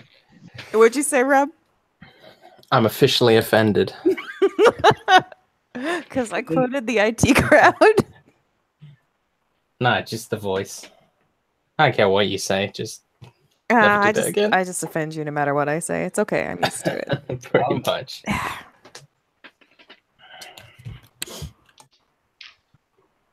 You're just mad that I didn't go unconscious. No, I'm not. Sure, you're not. You just Oh, sound I'm so mad- disappointed. I'm more mad that I didn't get a second person with the tentacle thing. Wait. So, for the inspirational, it says the creatures. Does that include me? I was reading and I was like, I don't think it includes me, unless I specify. If it's creatures, it you says can. 6 creatures. Okay. Yes, Just you making count sure. because like it's creatures that can hear you, and you can hear yourself. So unless you're deaf, you can benefit from the Awesome. effects. Yeah. From Awesome. inspiring leader. Corinne, Yes. I'd like to just inform you that Morgan has just told me he is also offended by your actions here tonight. Well, Uh, Morgan can suck it. I don't know. What's Morgan Well, I wouldn't say that because he's saying he's also offended by Corinne. Just in general? What did I ever do to him? Well, Morgan's an honorary Brit, you see, Hmm. and Oh, so what you saying about the fucking you Scots? know the voice was What have a you? little bit racist there. I'm not gonna lie, Corinne. What? I quoted a fucking British television show. You're gonna be all mean to me? Whatever. What did you quote? Yeah, Actually, Morgan is I mean, Uncle I've been just using swine. an English accent the whole time. I hope nobody's offended. also Jade has just texted me. She's also offended. So for fuck's sake, No, Corinne. what's happening? Well, I guess you better kill my paladin now. I'm done. Don't worry, that's the final thing. And what about us Irish? Thank you very much. Well, honestly, I don't think you're Irish until you until you sound like you've spent You're not an really entire Irish. You week sound in like a pub. leprechaun. Let's be truly honest here. You're not really Irish until you sound like you've spent an entire week. Although I was doing Northern Irish, so I guess that's not really Irish either. Was You it? don't want all the Like- tasty stuff. You want the tasty stuff, Yeah. don't you? Anyway, I believe we're all back. Corey, Um, how's your lag doing? Nope, still pretty Answers bad. that question? Yep. Just give me 1 minute. I didn't actually leave because I'm a dumbass. No worries. mean, Am I still cutting out for everyone? Excuse me. I'm ready when y'all are. Yep, same here. Am I cutting out for people still, or am I sounding any better? You're certainly cutting out less, but then who knows what'll happen All right. 1:30. Yeah, I guess either way, if I'm cutting out more, then that sucks. But if I'm cutting out less, then it's jinxed. So I'm gonna start cutting out more. So I want you all Oh, to well. try and guess what drink I'm drinking. I'm gonna tell you right now, it's not you alcohol. were drinking iron brew. Yes, you got it right, by the way, Rob. I did Yeah, you of open the buzz you course. can. I don't know if there's an equivalent in Indroth, but I don't think Brynjolf drinks it. Dwarven sweat. Although they've had to spin and make it shit, so it's now elven sweat, It's and elves don't sweat. People are whinging. It's the same Yeah. thing. It'll taste exactly the same. Yeah. It's All of y'all stay. And I mean, maybe Well, you maybe might- I won't go blind when I drink it. No, so that might be a bonus. No, you see, you're going blind for a different reason. Oh, I was wondering why it said moonshine on the can. no shit. It's right up my alley, y'all. Hee hee hee. Up in North Carolina.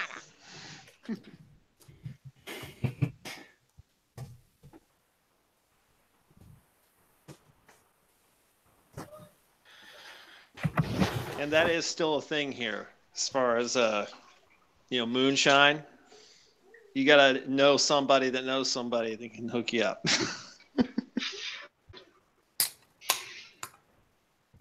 I'm back. Awesome. Corey, what's 3 plus 5?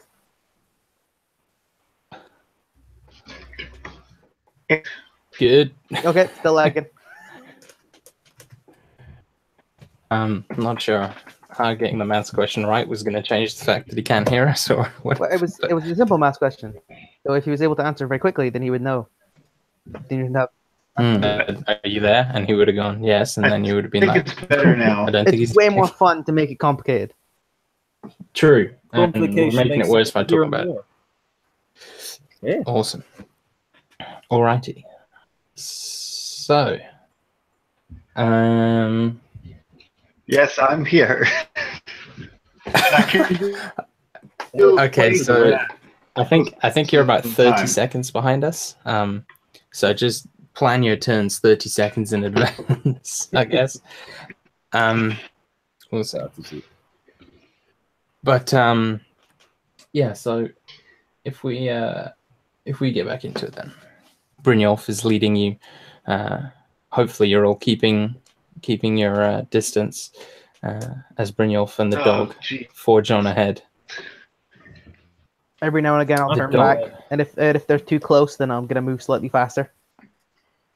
So also, if you were stopping to make a speech with the inspiring leader thing, would you like to have taken a short rest there, or That would are be you guys wonderful good? for everyone. Is that what I think that would make we took a short Let's rest? I believe so. Well, Yeah. I'm asking. Because it takes me 10 minutes to go through the entire levying everybody. So yeah, 10 to 15 minutes is a short rest. So yeah, I think that would be a good time to have done it since we took a rest in real life. So if you hit die, Wunderbar. Oh, and regain that many hit points. and the inspiring leader is on top of what we had, right? So like our Yeah. maximum raises. Sweet. Yes. I'm now at It's 15. temporary. I can do it right before a battle and give us so much, like 3 bonus hacks. Yeah, it's temporary. So when you take damage, you lose temporary hit points first. Anytime you heal or anything, it doesn't affect temporary hit points. That makes sense. Okay, so for me, That is today's my 8. 3. So 8. I get 3 more. So I'm at 7, 8. And then I have 4. Well, if we took a short rest, you can roll a hit dice too, as well, Rick. I rolled it, and that's 4. I'm up on top of the small modifier. You're right. It does increase higher. So 10. I am, because of the temporary. I am dumb. So, like the inspiring leader thing would hit first before the hit die, right, Rob? So I'm at. Yeah, so basically, your hit points are not affected. All temporary hit points are is basically, think of it more like you take 3 less damage on the next attack that hits you. Like they aren't considered hit points. You can't heal up to them. It doesn't affect your max. It doesn't affect the amount of hit points you have. It's just you take. So my question is, which you have happened those- first, my healing or the temporary hit points? Because I rolled a 10, doesn't- so either I'm at 11 or I'm at 14. No, depending it on does. which It doesn't happened matter. first. Your temporary hit points are completely separate. Do I? So even if you were Okay. so I see. say you're at half health and you have 3 temporary hit points, they are separate. So you're still at the same number of hit points. You just We'll get it temporary sorted points out. are super simple as long as you get them. but to explain them is not easy. I Y'all- recommend. Sorry, on you go. I was just going to say, I'm sure the book describes it much better than I will, but yeah. Yeah, Brynjolf I had to taken look a short at rest. He would have just sat and like watched them all sleeping or resting or whatever. Okay. That sounds good. You're going to die. So, we continue on then. You are led on by your seemingly faithful hound through the Dervish's forest. And after another hour to an hour and a half, you left in the morning, but you have no way of telling what time it is now. You begin to hear distant voices. The sounds of the occasional shout, or maybe you hear a woman crying, or you hear instructions being barked. You're not sure. It's a combination of all of them, and you begin to see shapes moving ahead. It sounds and looks like you're coming upon a clearing of some kind, and there appear to be people moving about inside. You can't quite make them out from this distance with the darkness of the forest, but if you don't like to move up, you can do so stealthily, or you can do so normally, but you can definitely make out that there's some figures in a clearing ahead. I Okay. like this pretty thick forest or whatever, with the dense fog Yeah. and all that other stuff. The fog is no longer, but Okay, but the forest is thick and dark. plenty of foliage and what have you about. Indeed. Lionel would kind of go to where it is thickest, I guess, and she's going to use her Mask of the Wild to hide just straight up from view in bushes. Oh, nice. The wood elf thing. Yeah, Ooh. nice. Does that give you advantage on a stealth check, or does it just you're like invisible? It says. Hold on, I am never a wood elf.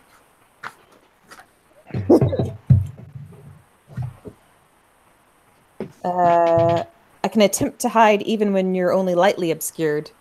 So basically, I'm just better at hiding in slightly obscured places. I don't need tree, full. basically. I don't. Yeah, I don't need to be fully hidden to hide. Obscured. Well, you are fully obscured anyway. Oh. But yeah, so everyone can roll stealth if you're trying to sneak, or you can just walk up. It's up to you. I'm gonna wait until everyone else is ahead, just so I can keep an eye on them. Richter is There going looks to to be be maybe. Even There looks to be maybe 10 I figures would. there that you can make out. Now I have disadvantage on stealth because of my chainmail. same. Yeah. So would that mean would I just need to like subtract 2 from my roll, or? Oh no, disadvantage is a 5e mechanic. You roll a d20 twice. Sure. And you take the and lower. then take the lowest. Okay. Yeah. So I'll see Minale walking up, and I'll try to stealthily fall behind her. Try, so I'll roll my 2d20. Okay, 16 and 12. Okay, so you got 12 plus what? Plus 0, so 12. Okay. I got with disadvantage an modified 20. I rolled a 19 and a 19. Ooh, nice. Richter was going to use, though he cannot see very effectively, he's going to try to deduce what is going on in the layout of the opponents in outer side using his natural investigatory skills to try to deduce where they are. So, 14 plus 2, so 16. Okay, as you come up to the clearing, you see several strange things. You see maybe 10 figures walking around, covered in tattoos and wearing greenish-black cloaks that are sleeveless and hoodless. There is a large cage with 3.5 people in it, as the legs of one man is missing, but he appears to be still alive. The other 3, 2 men and a woman, huddle in the back, away from him. There's a tall elven man standing in the center. His hair comes down to his waist, but pulled across his head in a long ponytail, tied with black tassels. His skin is graying, and he looks thin and weak. His arms appear to be heavily scarred, more so than the rest of his body, and he carries a large white staff, taller than he is. The scene is dominated, however, by a great, enormous tree. A white oak, whose maw opens and gnashes, long vine-like tendrils whipping around, blindly seeking out flesh. The figures begin to open the cage and throw the still-living torso of the half-man at the roots, where the tree begins to swallow as the large elf chants. The figures then begin to try and feed the living people to the tree as you see them being pulled out of the cage. I need you to make a wisdom saving throw as you see this horrific sight. Got it. 17 plus my wisdom of 1, so 18. Okay, you are disgusted and horrified by what you see, but it does not affect your sanity. Is that everyone or just him? Because he said he was. I would say everyone who's coming up to the place, or so maybe Brignon would be the last to see this. But you think you have... That would be a 14 for Lion Yell. And then for Storin, it would be 9. Yeah, okay. That will be a 19 for me. I think my lag is a little better. Yeah, it sounds like it. I mean, we can hear you, so that's a nice change. I rolled a natural 20. Nice. All right. It's about time. That's So you see that you potentially have a few moments, maybe a minute or two, as a strange ritual is taking place before you think these people are about to be fed to the tree. What would everyone like to do? Richter very quickly. And I need. Sorry. Was there any? Sorry, I need everyone who can see the tree. So if you're coming up on it, you can see it. I need you all to make wisdom saving throws. Again? Another one, or Except Brynjolf. do I need to do another one? This is the second one. Or do Is you it? need Oh, I didn't hear what you got for the first one. 14? 14. Okay, you're fine. I got a 9. Okay, you're not fine. And Corey, you got a 19, was it? Yes. Okay, you're fine. So I need a D6 from you, please, Strive. D6, okay. 1. Okay. So I'm going to also send you a message over on Facebook, and it will. Well, I'll give you some information. Okay. Everyone else, what are you doing? Richter very quickly moves over to the rest of them and details through his blurred vision of what he was able to perceive and his simple deductions. The best thing we can do, if they're going to murder all those people, is to try to surround them and take them out quickly. Those with archery weapons might be the best ones to start off this assault. But we got to move quick or those people are going to die. You said the dude in the elven man in the center is chanting? Mm-hmm. And he appears to be trying to cast some sort of spell as well. Leoniel is already sighting an arrow towards his throat. Wonderful. Yeah, When everybody else is ready. I ready my arrow, and I'm sort of shaking a little bit, and I just say, "Did you see that thing? What is it? That tree?" Focus as best you can on the mission, mate. Yeah, Richter takes in position, waiting for the assault, grabbing out both of his weapons. Lionel will kind of whisper to Leaf, "That is the thing we are here to kill. It is an abomination," and she's still aiming at the man in the center, waiting for Storin and Leaf to ready themselves. Yeah, I have my bow ready. Let's roll some initiative. What? We don't get a surprise? Okay. I will let you take a surprise round, but it's easier for me if everyone has initiative. Then we know what order to act in the surprise round.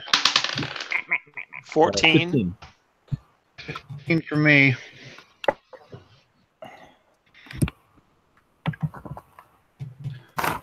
What was your Storin? 14. Have in the chat, just in case.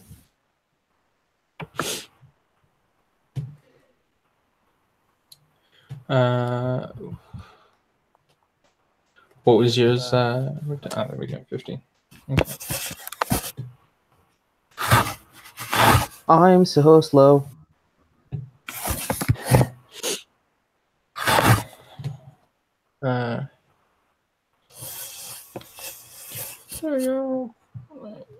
Okay. Richter, you're up first. All right. So since we're going to be assaulting these guys with as much surprise as possible, very quickly, he is going to. Yeah, because with my perception as it is, trying to throw something won't be very good right now. Did I recover any of my spells, or is that only? No, you do not recover long rest. No. Need long rest. Then he is going to call True Strike on the main foe dude, the main Elven bro. Okay. True Strike improves your hit, doesn't it? Mm-hmm. Yes. I have it here. It gives him advantage on his next turn. Okay. If I'm taking advantage on something, I would take a disadvantage. Would that counteract, or because I'm so it just equals out as 0. Yeah, makes it. He's going to as. Okay. So thank you guys. He's immediately going to pull the short blade out of his hip, out of his side, whisper an old Elven proverb, and then he prays to Adavost. Adavost, God me true. As he closes his eyes and tosses his weapon because he can't see with his eyes worth shit anyway. Natural 20 and 4. So I'm gonna take the 20 if you don't mind. Well, sorry. What are you actually doing? I missed a bit. Sorry. Oh, he's throwing the the broken sword at this guy. Okay. And the 20 and the 4. You take it as you roll once. Yeah. So I rolled 20 first. So I guess I rolled the 20 first then. So because you have advantage and disadvantage, they cancel each other out. So you just roll. Yeah. Okay. Then the roll that I rolled was 20. So okay. So that's a crit. Sweet. So roll your die and then double that and then add your modifier. So all right. 1d4. 3 times 2 is 6 plus 2, so 8 damage. 8 damage. Okay. So then I'm shoot after he throws that. Oh, yeah? Yep. Yeah. Do I have advantage for being hidden? Sure. You're so generous, Rob. Yeah, that's an 18 plus 4 for 22. I like to imagine they hit 22, him at that hits. That'll be another 8 damage because that's 6 plus 2 for 8. Yeah. So this guy kind of turns around into a dagger and or a broken sword dagger thing, and a bolt just right into him, and he howls with pain.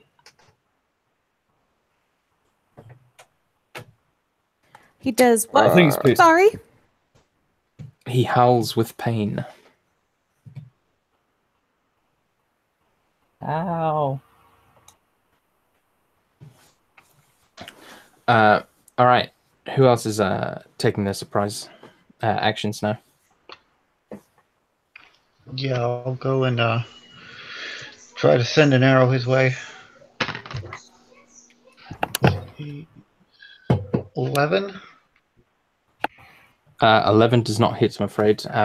You see your arrow flies, and it looks like it would hit him. He's not wearing any armor, but it glances off. It glances off before it hits him, and you see this kind of black liquid sort of form where the arrow hit before dissipating again, almost as if he's shielded somehow. Who's next? Storn is yet to go, I believe, and Brynjolf. Okay, so again, with what you sent me, the advantage of surprise counterbalances disadvantage, right? It does. Okay, so yeah. Okay, so what I'm going to do is, again, assuming I picked up my crossbow from the last battle, launch a bolt and fire it his way. 14, just a flat 14. Yeah. Are you trying to hit him, or are you trying to hit one of the others? Sorry. I'm trying to hit the guy casting the spell. Okay. Well, a 14 misses. Okay. So again, this kind of black liquid comes up and appears to defend him. Would you like to do anything else on your surprise turn? I'm going to assume that this is the last time we can use the ranged weapons because our surprise has been blown. So I'm going to put the crossbow away and ready my warhammer and shield. Awesome. And what is Brynjolf doing? Keeping an eye on his compatriots. You bastard, I love it. So, very well, we will now jump into initiative proper, which means this Alvin gentleman is up first, because you guys are all like shit. So he turns. You see he's bleeding from several wounds, and or the several wounds that have been installed on him, and he sees, or you see his eyes sort of focus, and he can kind of tell your general direction. He screams to everyone around him to find who did this, and he runs towards the tree and begins hiding behind it, and is going to ready an action to attack whenever he sees one of you. Richter, you are up next. Yeah. All right. So after throwing the blade and us proceeding to shoot into all of them, know that they're charging in our position, he's immediately going to take cover behind something right next to him, and he has his long sword in hand readying his action for a surprise. Okay. They're on to us.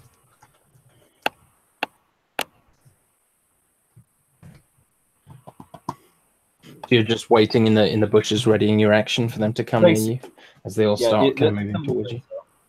Yeah. Awesome. All right. Leaf. See, Okay. Yeah. I would go and take another shot at this guy. And Okay. He has 3/4 cover as he hides behind the tree. Just FYI, Okay. so he's going to be. yeah, I'll take another shot. 19. Yeah, let me just check.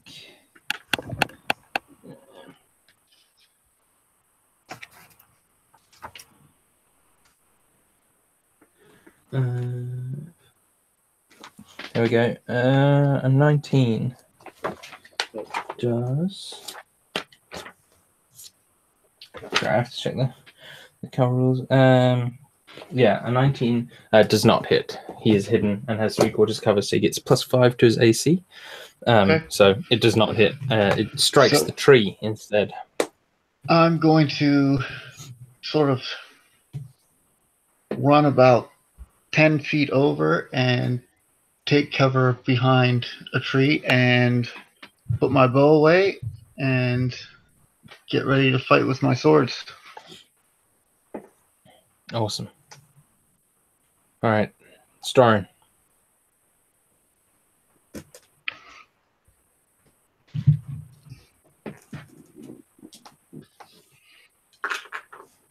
Starring, it's your turn. Okay, so is there anybody near me at the moment? Like within melee range? Not yet. Okay. No, not yet. But they're on the way. Okay. So now I do have a cantrip of Sacred Flame. Now, like, I'm not used to playing a cleric, so part of my noobness. So is that something? How does that work? Yeah. The target so- makes a dex save. Okay. Yeah. Who are you casting it on? Just one of the random dudes, or? Yeah, since the main spell guy. Well, it's a good idea to do it on him because 3/4 cover doesn't affect dex saves.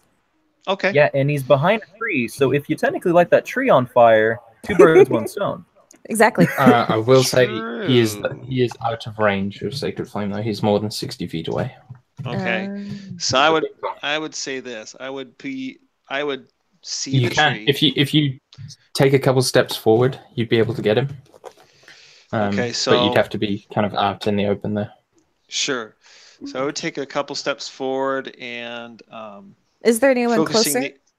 Sorry, I'm trying to help Yeah, Oh, sure. yeah. Like all the kind of normal mooks are closer. you. If you don't want to get out in the open just yet. Yeah. Okay. So what I'm going to do is because again, it's, not to sound punish, but if you go for the root of the problem, then you take care of it. Nice. So I'm gonna aim my Sacred Flame for the guy and the tree. That's what I'm gonna focus on. Well, you can pick one. Like the tree is enormous and its own entity. and Okay, he is I'll his own go entity. for the guy because again he's the one that's running the show. He's the one being the cunt. Cool. All right. He rolls a natural 16 plus. I think it's +2. Yeah.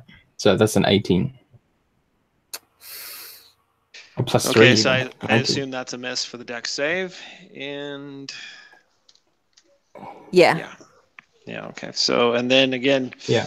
well, okay then, ready for melee, sword and shield at the ready. Yeah. So you see, you can now see that there are 11 of these cloaked figures, all of whom are beginning to run towards your guys' general direction, in order to carry out their master's will. Come on, sweetie, we gotta get set up for snuggles. But first is Brynjolf. What are you doing? I'm readying an action, and if any of you motherfuckers come near me, you're getting an axe. Gee, God, mate. I will not hesitate. And he's sort of shaking at this point. But he's not going to move. He's just going to stand exactly where he is and ready in action with his battle axe and his shield out. And if anybody comes near him, party member or foe, he's taking a swing. So are you? But you're still kind of under the cover of.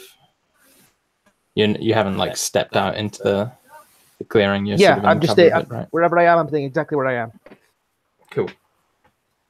In that case, it would be Laniel's turn, but first, in fact, it should have been before Brynjolf, but whatever. The tree whips out a tentacle.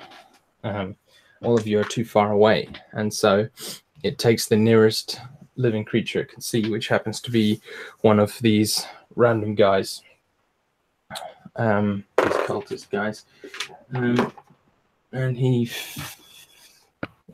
fails his dexterity save. He takes only 3 points of damage, but also then has to make grapple checks to be dragged in, which he also fails. So you see this tentacle just whip around, grab him by the foot, and begin pulling him towards the bloody maw of this tree. And the tree is kind of groaning and creaking as it pulls him in, and he just screams, and everyone ignores him as he is pulled towards the mouth of it. He's almost there at the end of his turn. But first, Laniel, it's your go. Well, what I want to do is set the tree on fire, but I'm very far away and I don't have magic. So can I take my torch and tinderbox type thing, some of the cloth in my backpack, and make a flaming arrow to use on my next go?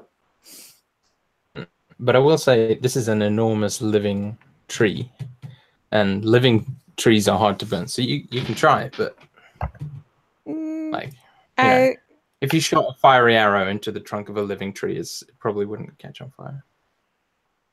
Yeah, no, I'm gonna try anyways. It might make the crazy cultist dude real mad, and that'll be real funny. So that's what I'm gonna do. Sounds good. Glad to know where your priorities lie. Yep. Pissing people covered off in blood. good. So. Hmm? The tree's also kind of covered in blood on the front. Well, It's a if you messy- won't let me do the cool thing, Rob, I guess I'll just be boring and try and shoot the fucking dude. Corinne, What? go for it if you want. Go for it if you want. But I'm just No, saying. it's okay. I rolled 7. That's I missed. not how life Someone works. else's turn now. Salty. So much salt. Also, I'm kind of glad we don't have campaign tomorrow, because Jesus, if you went in with this mood. You know what?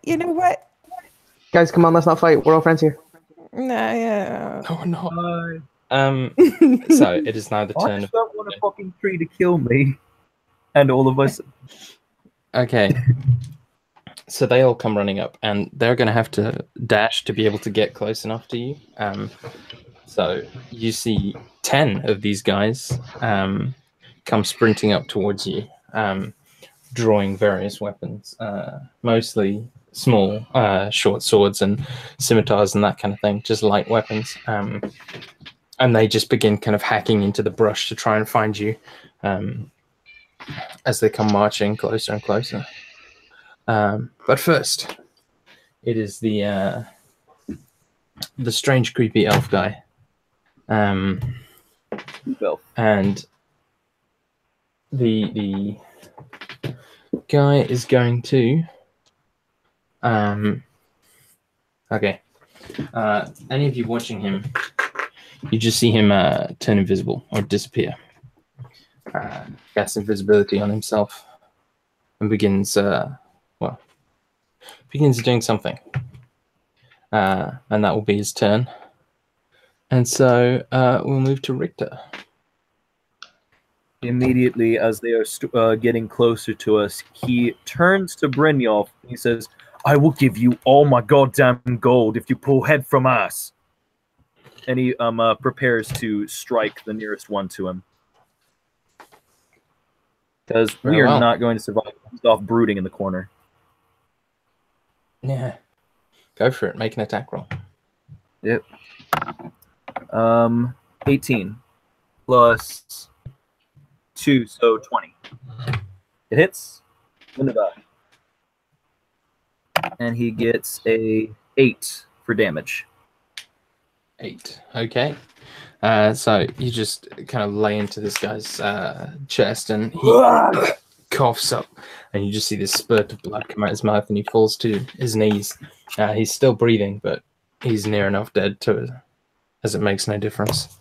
And begins just lying on the floor, coughing and kind of trying to clutch his chest and hold it together.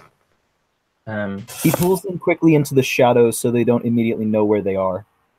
Indeed. Storin. Okay, do I have line of sight on one of the randos? Absolutely. Okay, I would wait. Well, cantrip, but that's not like a spell. It doesn't have to be charged, right? A cantrip is a type of spell, but Right. spells don't have to be charged. You just cast them. Okay, so what I'm going to do should tell is you in the description of the spell how long it takes. Yeah, what I'm going to do is I'm going to use my Sacred Flame on just whichever one is closest to me and I have line of sight with, just to try and, All right. So I hold up my hand and imagine the rays of sun. He fails the save. He rolls an 8, so he takes. No, it's he just makes a save. You don't make an attack roll. Oh yeah. So the effect didn't work. So yeah. No, it did work. Yeah. He failed his save. Oh, it did not save. So you succeeded. Okay. And then So when you cast Sacred Flame, you don't make an attack. They have to try and dodge it, basically. Right. And he failed to. So now you get to do the damage, which I believe is a D8. Okay. And D8. 7. 7. All right.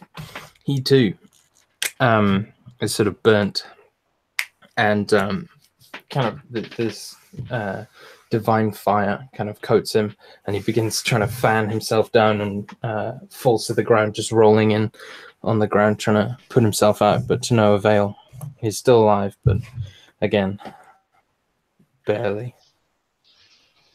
I think I missed out Leaf last time, didn't I? Yes. Yeah. I think so. Leaf, it's your turn. Okay. I sort of peer around the tree, and I had moved like 10 feet away from the group, so I'm wondering if I see anyone coming my way, or if they're all sort of heading they're in sort the of other fanned direction. out. So they're all kind of coming. So there's probably one or two fairly close to you. But they all sort of fanned out. Yeah. So is there one within like 5 or 10 feet of me right now? Yeah, you can take a couple steps out into the clearing, and there's one right there. Okay. I'm going to attack him. All right. And 16. So that will be 8. Does a 16 hit? It does. Okay, so that would be 4. That would be 7 damage, and I'm going to go for my other blade, and that will be that would be 12. 12. All right. A 12 does hit. Okay. Did you get my damage for the other one? Yep. Okay. So this one is a 6. 6 damage. 6. All right. This guy dies. Just falls beneath your blade, and you just cut him to ribbons. And I look at the next one. I look at the next one, and I just kind of smile and fling some blood off my blade. He sees you, and his eyes are just this insane wide, and he begins running towards you with his short sword. But first, the tree, yet again, will try and take a victim. None of you are still in range, so we'll see. Yeah, the tree does not find anyone, and merely flails about. In fact, it does need to try and continue chewing on this guy, so he needs to make a save. Okay, so as you watch, this guy is just pulled into the maw of this thing, and it just crunches down, and you just see this blood kind of spurt out of its mouth, and you hear just this horrific shrieking and screaming. And the number of dice of damage he takes would kill him, even if it rolled ones on every die. So we're just going to skip past that and assume he's dead. So we'll go to Brynjolf.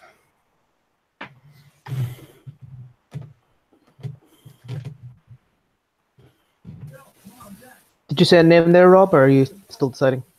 Yeah, I can go. Okay, cool. I couldn't hear you because your internet sucks, apparently. I know. I said that really like defensively, but I don't really know why. It's your turn, friend. Thank you, pal. Brynjolf is very conflicted with what Richter said to him. He's contemplating, these arseholes are probably going to betray me, but also that's probably a lot of gold. And I also kind of don't want to die to anybody. So the guy that's running at Leaf, is he near me? Yeah, sure. I'm just going to say, if any of you backstab me, I'm going to kill everyone you fucking love. And then take a swing at him. I hope to God. Wait, a swing at me? No, at the guy that's running at you. Okay. Sorry, I figured that was a bit confusing. That is 18 plus 5 is 24 to hit. Hell yes. Nice. Finally. It's about fucking time. We're doing fucking great. That is 9 slashing damage. Okay. Why don't you tell us what that looks like as you just one-shot this guy I imagine as he's I running towards burst out of the underbrush, in my line, and just fucking take a big ol' arcane swing at him. It's probably like just behind Leaf, so I could be going for him, but then I step past him and get him right in the collarbone. Awesome. And the guy just falls apart.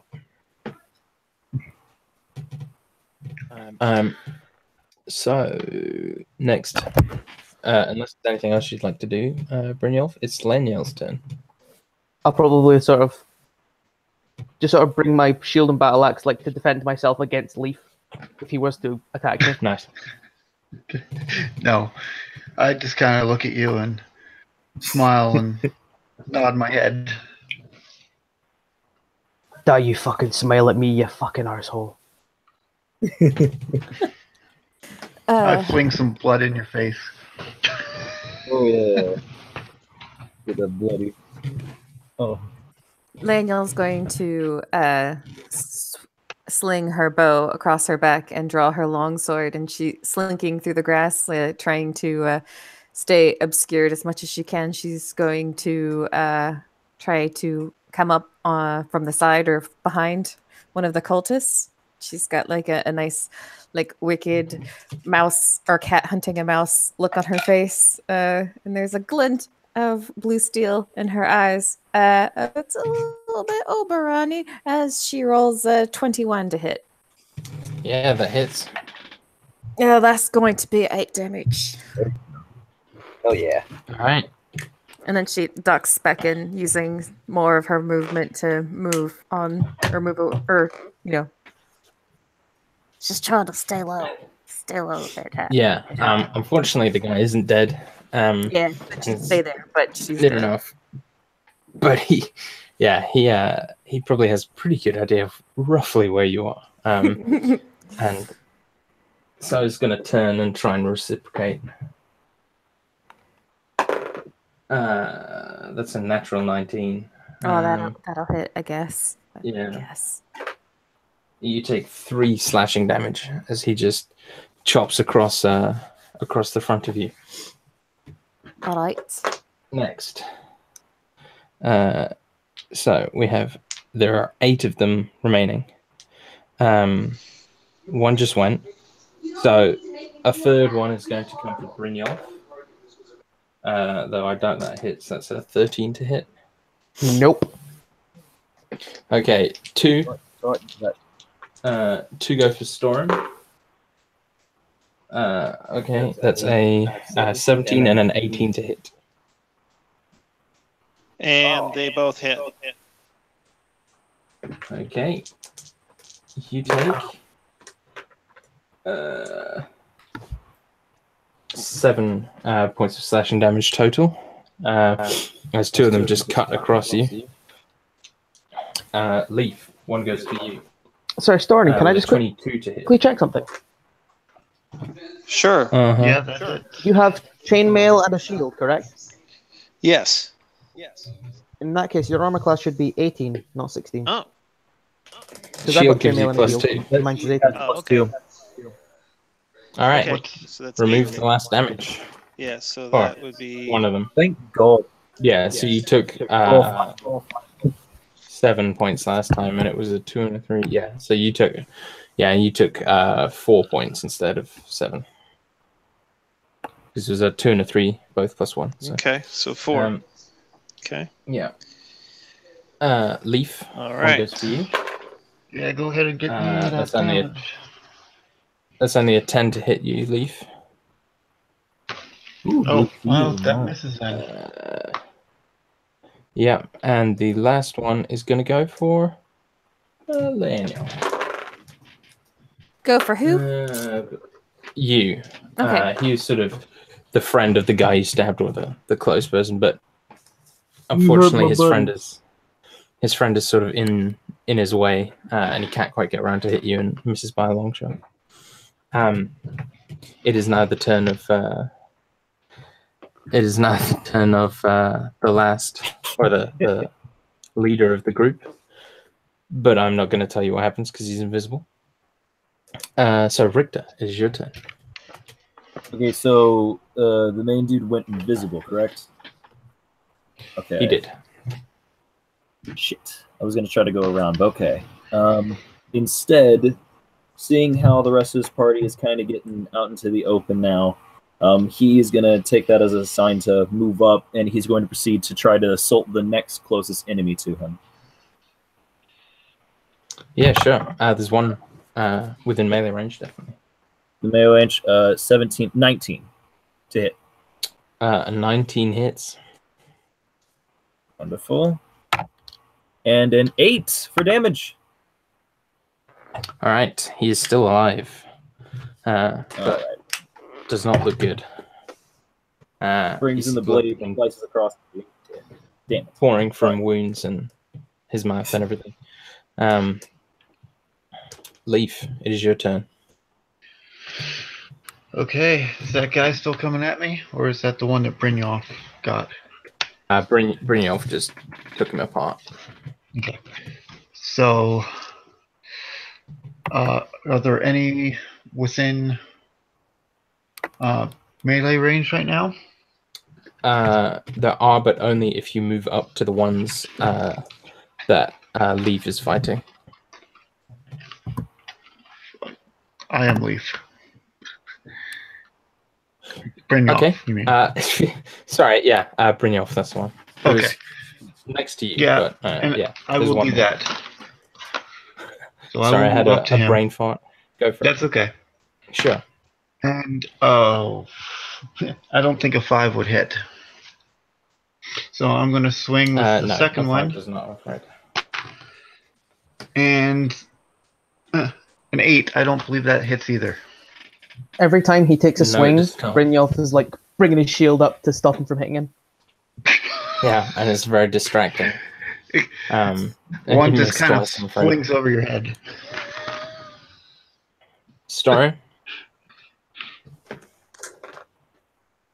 Who's next? It is your go. You. Okay. With Warhammer at the ready. Just the one that's closest to me. I'm just going to roll. Clear a bit. 8. And I have disadvantage anyway, so yeah, 8. Yeah. Yeah, he is 8 is to hit, right? That's a miss. What was that? Was the 8 to hit, not damage, right? Yes, 8 to hit. Yeah, so you miss him as he just sidesteps. No. It is the turn of. It is the turn of the tree. Okay. Laniel, please make me a dexterity saving throw as one of these searching vines wraps or attempts to wrap around you. Jeez, I thought I was still pretty far away.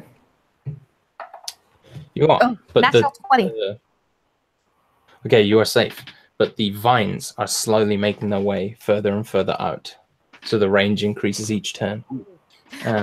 I kind of imagined with a natural 20, that's, you know, a little bit of... Yeah, you do whatever. Yeah, like Oberon's all like, jump, and she just, you know, blah, and it's just all like, ah. Huh, what? Oh. Yeah. Yep. Yeah. So it just attempts to whip around your ankle, and you just gracefully sidestep. Yeah. The next one it goes for is is Richter apparently. So I'll need a dexterity saving throw from you as well, sir.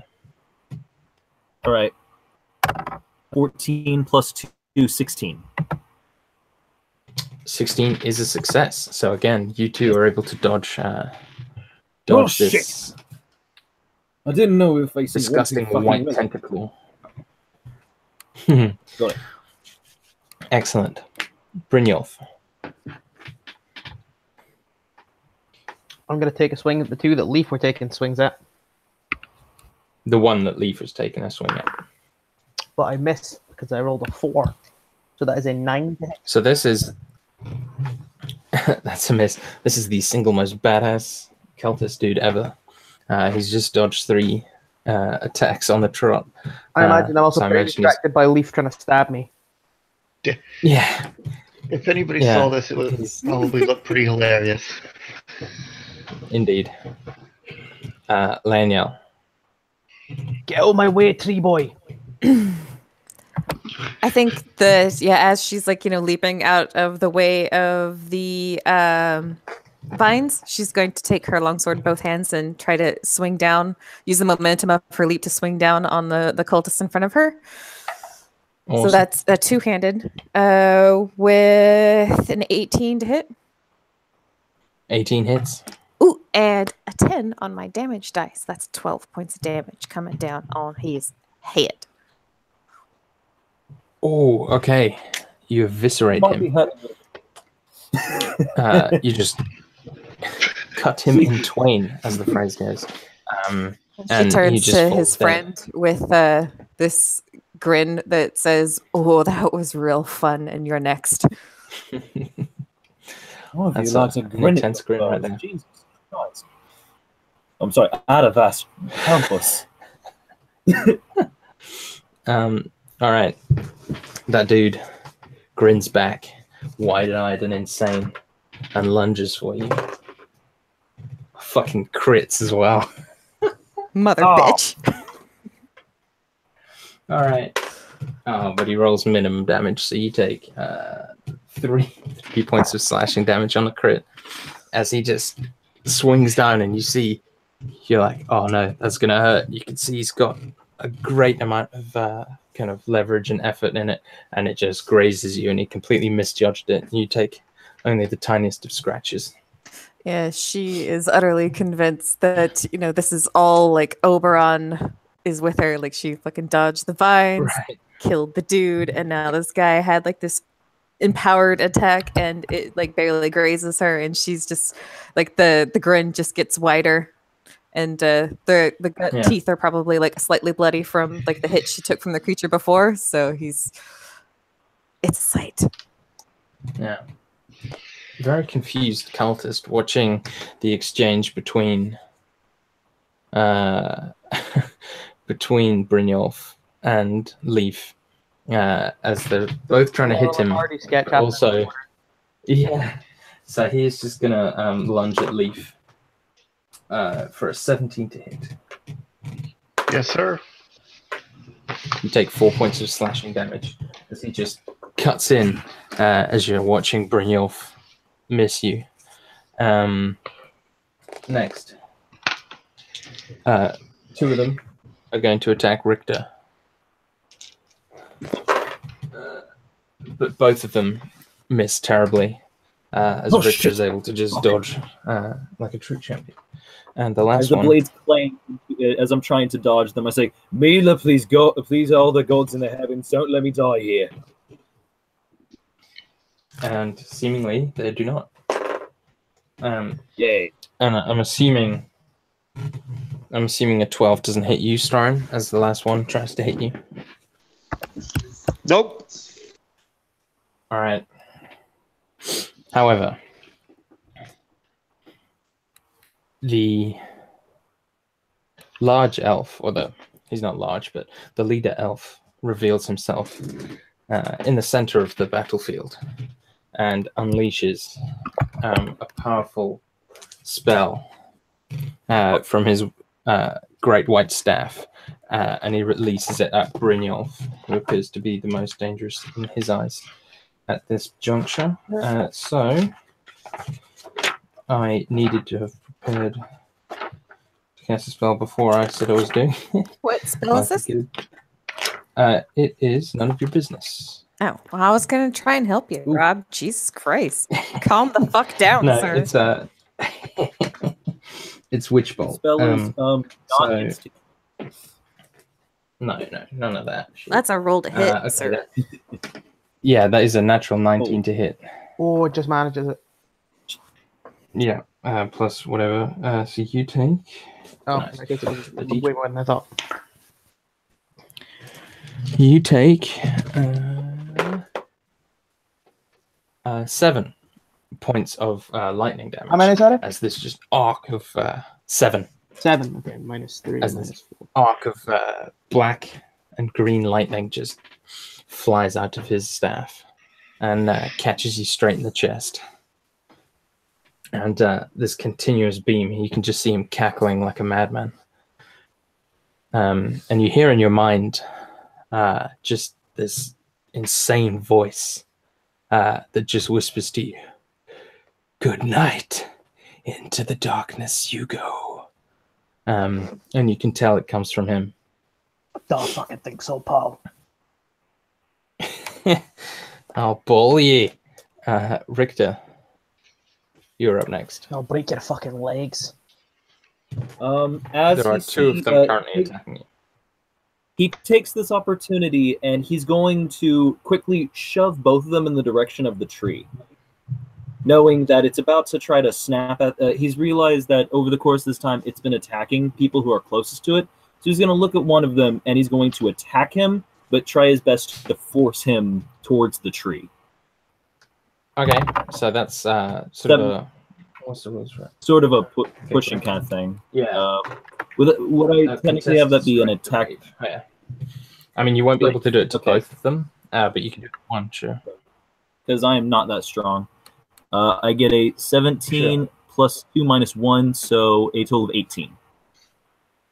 Yeah, backwards. And kind of does a couple rolls with just the force of it. You trashed him.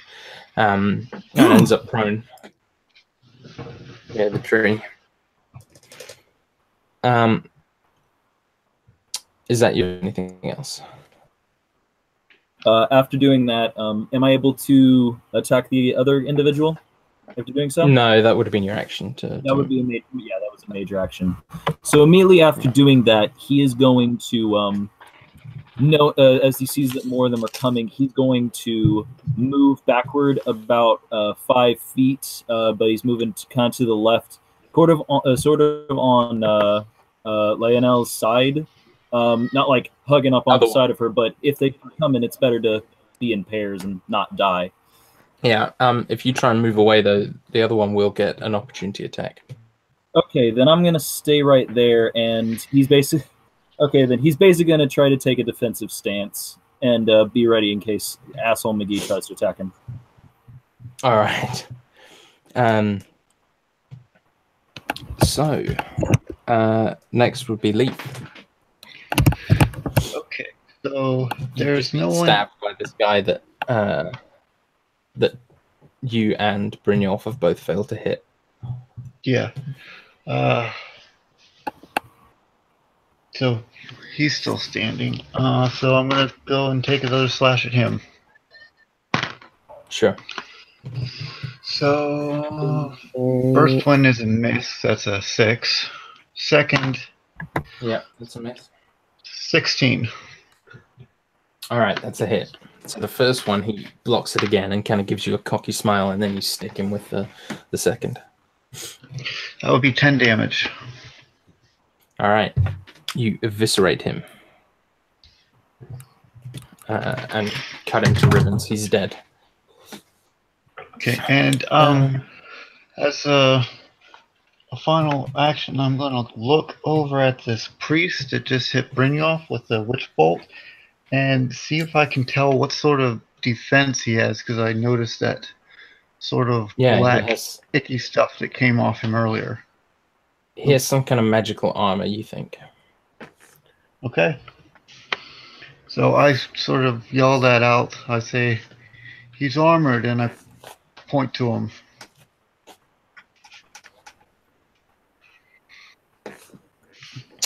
Excellent. Next is Storm. There's one of them on you. Storm. Okay, so is there a cultist in front of me? Yeah, there is. Yeah. Okay, so I would just continue melee with that guy again, just kind of, and really rattled by what I saw earlier. So I'm rolling disadvantage, getting my warhammer at the ready. Let's see, 9 and 17, so 9 with disadvantage. Yes. Yep. So again, you just swing, but your arm is just, well, you can see it. I'm really rattled by what I saw earlier. So yeah, and this man is easily able to step aside.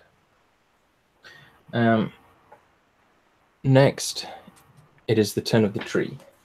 The tree shall roll to see who he attempts to ensnare. Okay, that's going to be one cultist and one leaf. So leaf, I'll need a... Yeah, the cultist succeeded on his dexterity save. I'll need a dexterity saving throw from you, Leaf. Okay. That'll be 15. A 15 is exactly what you need to succeed. So you two are able to dodge this snaking vine as it comes towards you. Then it is the turn of Brynjolf. I'm going to start running. Well, not running. Well, going 25 feet towards this priest bloke. Yelling many curse words, sure, which include, "You bucket of soggy, wet cunts," or some bollocks. He's about 40 feet away from you, so you can dash to get up to him. That would be my action, correct? I'm also going to be really close to the tree, so I'm just going to move 25 feet, use my bonus action to regain the wrong amount of die of hit points. That is 3 hit points. And then... Nice. Can I still ready an... Oh, no, because I've dashed. No, because I just walked, so I'm going to ready an action after I get to my 25 feet. Does that all make sense? Okay. Moved. You used your second wind, and you're readying an action. Yes. And I now have more HP than I did before. You did indeed, sir. You do indeed, sir. And his gaze follows you as he prepares to cast the spell again. Let us see. Laniel. Still have a cultist in front of me, right? You do. How many are remaining right now? There is 4 remaining now. Or 5, sorry. And she's going to try and take the head off of this one with a double-handed swing. Nope. She has... Yep, that's a natural 1. So this one's a woman, and she dodges out the way and says, "Arakot's going to kill you and feed you to the tree." Before she steps towards you in a lunge of her own, but also misses. Laniel just starts cackling. Wildly. Yeah, I was going to say if you have a cool retort, now would be the time. So like I'll feed you to the loam. Ooh, cheeky. Okay, Such cheek. such cheek. Richter, the one you pushed, begins getting to his feet and starts moving back towards you, but that's all he can do. The other one, who you're standing next to, completely misses you like a noob. The one on... Pardon? Going on where? I was making. He was making a joke. I thought you were. Yeah. Equipping. I see. And the two on strike. Okay, that's going to be a 21 and a 13. The 13 does not hit. The 21 absolutely hits. Nice. You take 6 points of slashing damage as he just cuts across you with his short blade. Oh wait. Oh, I'm not down to 1 HP. I am down to 6 HP. Oh no, 4. Sorry. 4. Intriguing. Oh fuck! Try not to fall on. All right. I'm trying. It's not like you planned the first Speaking one. of which, yeah.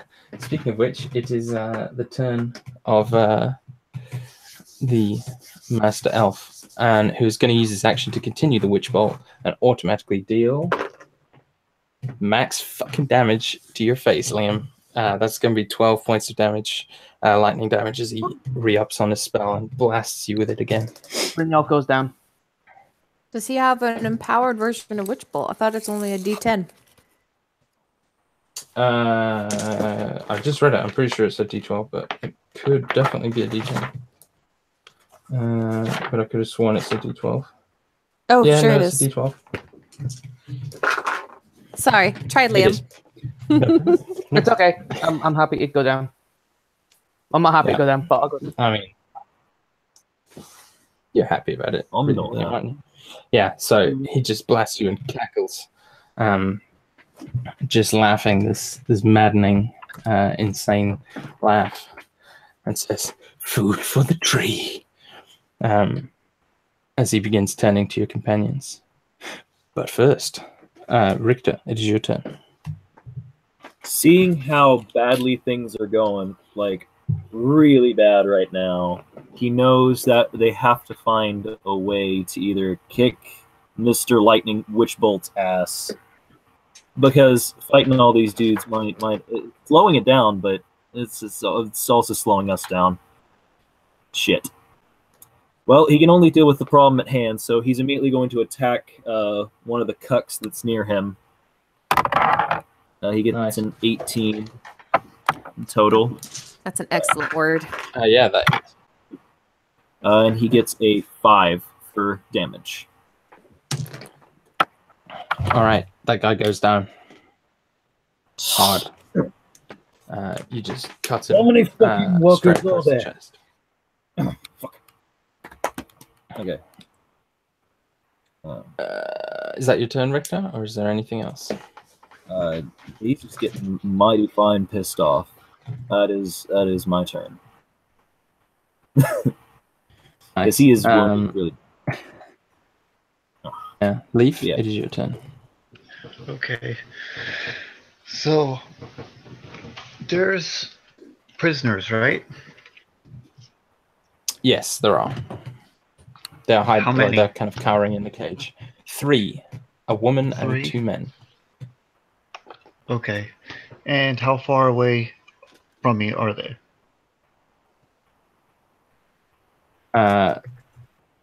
They are probably 40 feet away from you. Okay. So 40 feet. No, I couldn't make it there in one turn. Okay. So I mean, you could I'm if you going dashed, to. Can I make it to the priest in one turn? Yeah. Okay. I'm going to run at the priest and try to skewer him with my blades. Sounds good. And first was a 4. That's not going to hit. No, sorry, 6. Still Nope. probably not going to hit. Still not. And the next one is a 21.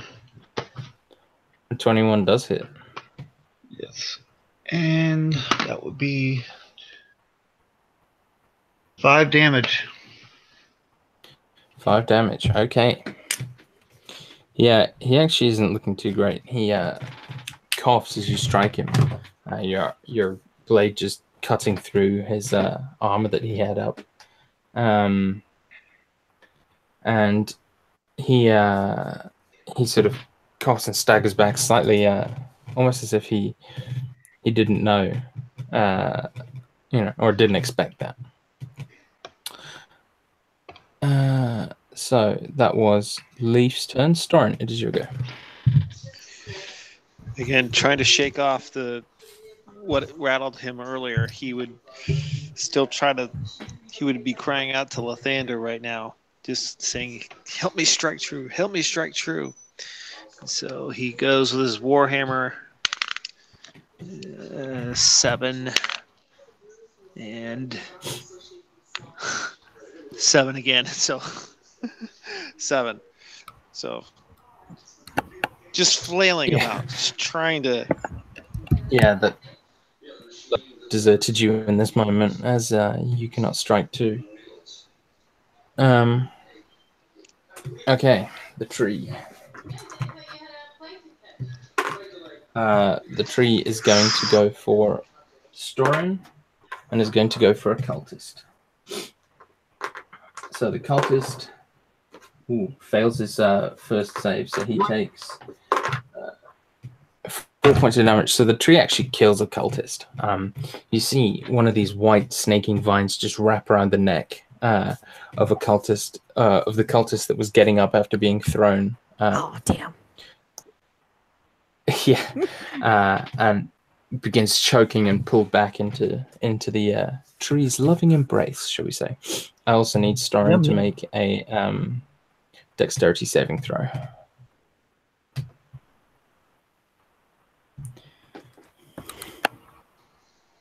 What do you need? Dexterity saving throw, please. Wisdom saving throw? Dexterity. I'm sorry, can you say that again? It cut out. Dexterity. Oh, okay. Dex. Dex. Yeah, sorry. All right. 11. 11. That is a failure. You take 5 points of bludgeoning damage, and I need you to make a grapple check. So that's either athletics or acrobatics, whatever is higher. I will do athletics. Okay. Then nat 1 plus 2 is 3. Well, the tree rolled a 24. So you are considered grappled and are being dragged back towards the tree's mouth. And how much damage did I take? You took 5. Ooh. Brynjolf, it is your turn. Death saving throw. Yes, please, sir. Failure.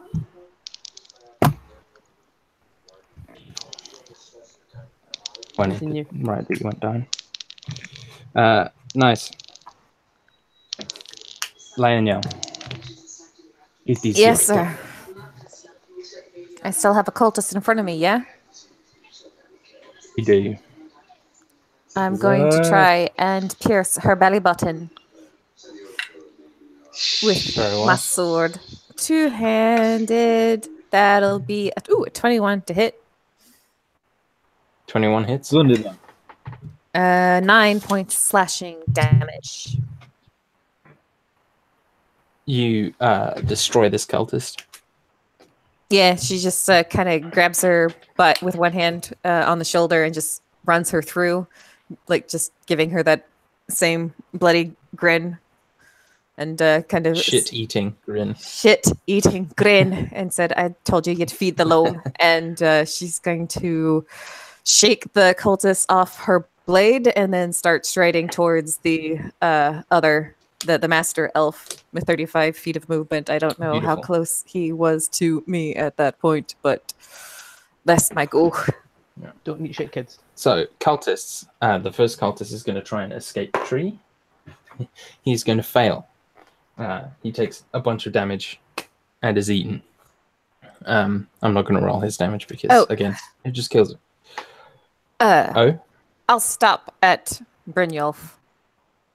So I guess 20 feet towards the cultist. Okay. There are 2 cultists left. One of them is attacking. Should be one by my. One of them. I actually think you may be right.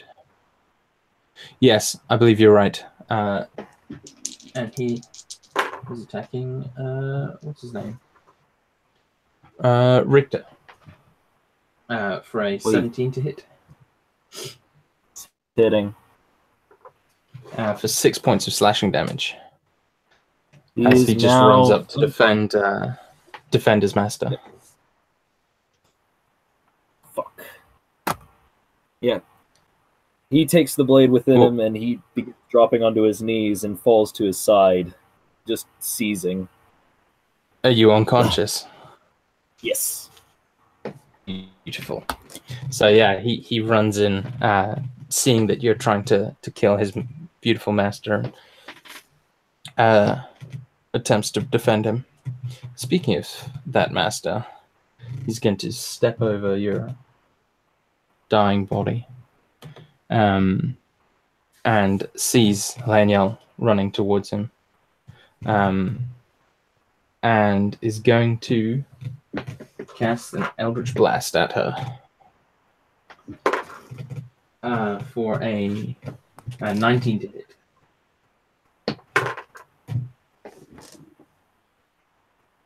For a... Sorry, did you catch that? What? 19 to hit. One more time. 19 to hit.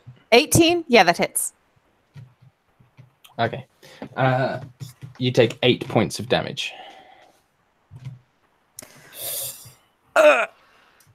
Then I'm unconscious as well. As this bolt hits you, you hear again in your mind, Arakoth wishes to feed you to his tree, and he will, and I will. As the light in your eyes just goes white, and you fall backwards. So, Richter, it is your turn. All Death right. save. Death save. I got a 12. That is a success. Yes. It is your turn.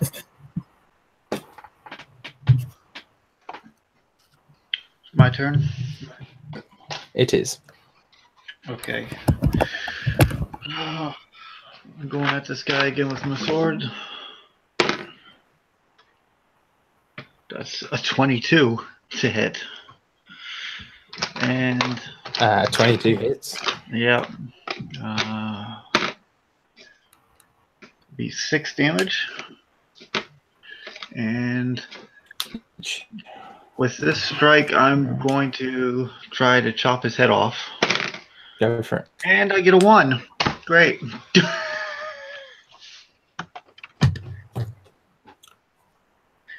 What was that, sorry?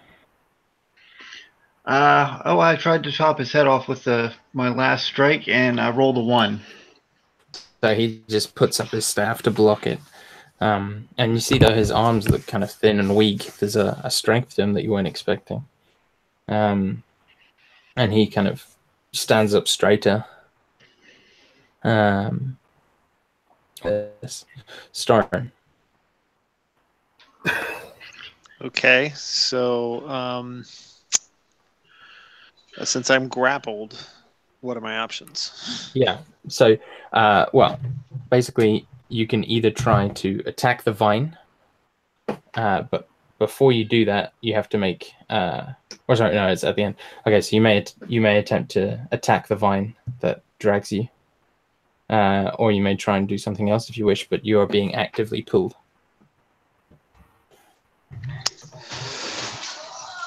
Okay, I would actually try to attack the vine.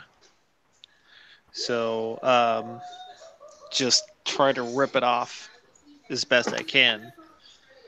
Sure. And I know that got to use my arms for that. So would that just be like a strength? Well, you can attack it with a weapon if you want to, or Oh. you can try and make a check to pull it off, but you can just try and cut it. Okay, because I have a warhammer. I don't really have anything with a blade on it. So, Well, a warhammer would probably be yeah. near enough as effective, you know. So I'll give it a shot with my warhammer to try and. I'm just thinking you were reaching back and just coming down, and the pressure of the warhammer. Yeah, gonna try and pulp it. Yep, and then just go for it. Disadvantage. 10 and 4. So I fail. Yeah, you just can't hit it right, and it seems resilient, and as if your hammer is doing nothing. At the end of your turn, then, I do need you to make your last grapple check against it, and if you fail, you are taken into the mouth of it. Just FYI, before I destroy a character. I'm deaded. Well, you have to try and grapple against it. Yeah. So, do I do anything else? Yeah. So you roll. Yeah. Yeah. Roll your dex save. And add your athletics. No, it's grapple check, so it can be acrobatics or athletics. Yeah. I will do. I'll do athletics. And 7 plus 2, 9. I'm afraid it rolled a 15. Which unfortunately means you are pulled into the yawning maw of this creature, of this tree. You take. Let me just get enough dice. God damn. If you're using the line, let me just get enough dice, then I think it's enough. Yeah. 31 points of bludgeoning damage. That's it. Which insta-kills you, I'm afraid, because it's lower than you.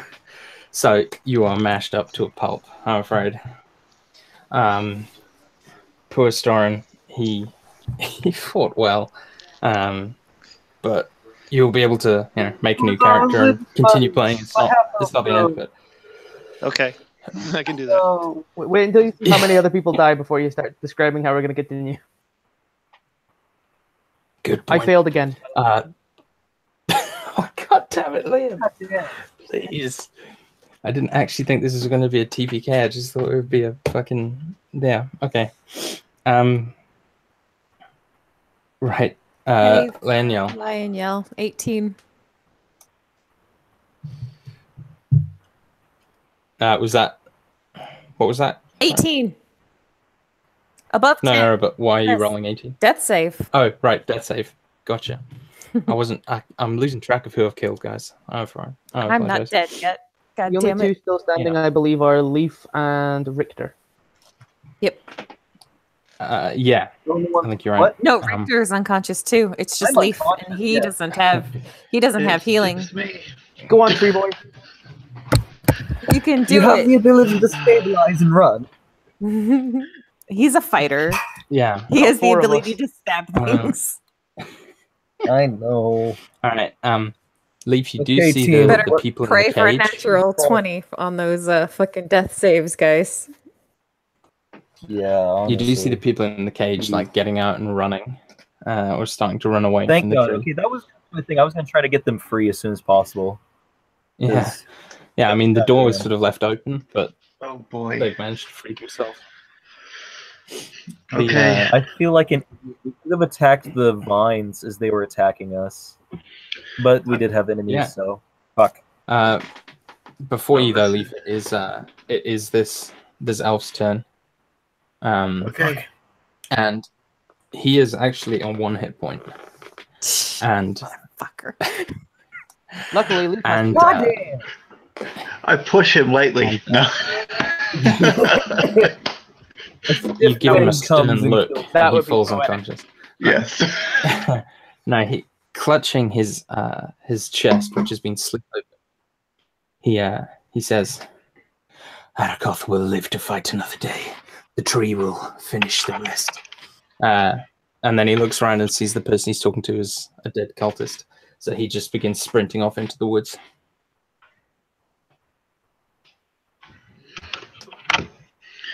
Okay. Well, Leaf, what would you like to do? I call out to the people running. What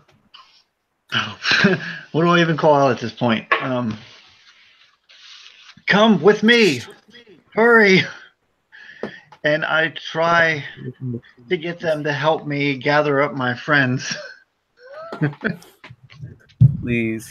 Would you like me to make a charisma check? Yeah, make a persuasion check. That would be an 18. Yes. All right. So the woman continues running, but the two men stop, look at each other, nod, and run back. So one grabs Laniel, one grabs Brynjolf, one grabs both of you and just is like dragging you along the floor away from the tree. One grabs and one grabs Richter, and they're just like yanking you, kind of dragging you away out of the reach of the tree. Shoot! Okay. Yeah, I'm going to take one last action. Thank you. An arrow at this guy. Go for it. And oh god, 12. Right. So we will say, Does the just for the 12 sake of hit? not having a TPK in the first session of a campaign, you were all healed, or you're all stabilized. We'll say, they put you in the recovery position and they leave you. So Brynjolf, Lionel, Richter, and Leaf survived this encounter. You're all on one hit point, apart from Leaf, who's on however many you had. I'm being nice. I have 4. There you go. I have 4. There you go. You have freed 3 of the prisoners, and the tree is far out of sight and out of mind at this point. Okay, when we come How's back my with the brain flamethrowers, we'll know where it is. What did you say, Liam? Sorry. How's my brain doing? Roll me a d20. 4. Dude, it's worse. It's worse. Fuck you, dude. Roll me a d6. Where's my D6? There it goes. Oh, 1. Oh, you fucking people. All right. Don't blame me, blame my dice. Yeah, I was talking to the dice, definitely.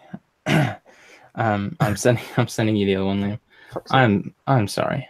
It's not your fault. At least you didn't die. So for those with so- 1 point to weak consciousness, or are we still unconscious? Yeah. So you come to consciousness after a while. After, 10, 15 minutes. 1d4 hours. Whatever. Book that. Yeah, I'll be dragging my ass okay. 4 hours. Last thing I saw was The woman also grabbed. So, did that last shot strike through, or did that miss? No, the 12 missed. Okay. You tried. Well, we're all alive. Even me? Leaf. No, you're dead. No, you're dead. I'm sorry. sorry. However, I'll be super generous and say your next character starts with the XP you earned in this. So Okay. you still get a bump up because you showed up and you made the effort and joined in. So yeah, you still get the XP. You don't have to start back at 1 like everyone else in the campaign will. But Okay. unfortunately, it will Cool. be with someone else. I think I have Awesome. an idea who. So yeah. Oh, nice. I feel like Well, this is I the look kind of forward to campaign it. where you need a backup. This is definitely the kind of campaign where you need a backup or 5. All right.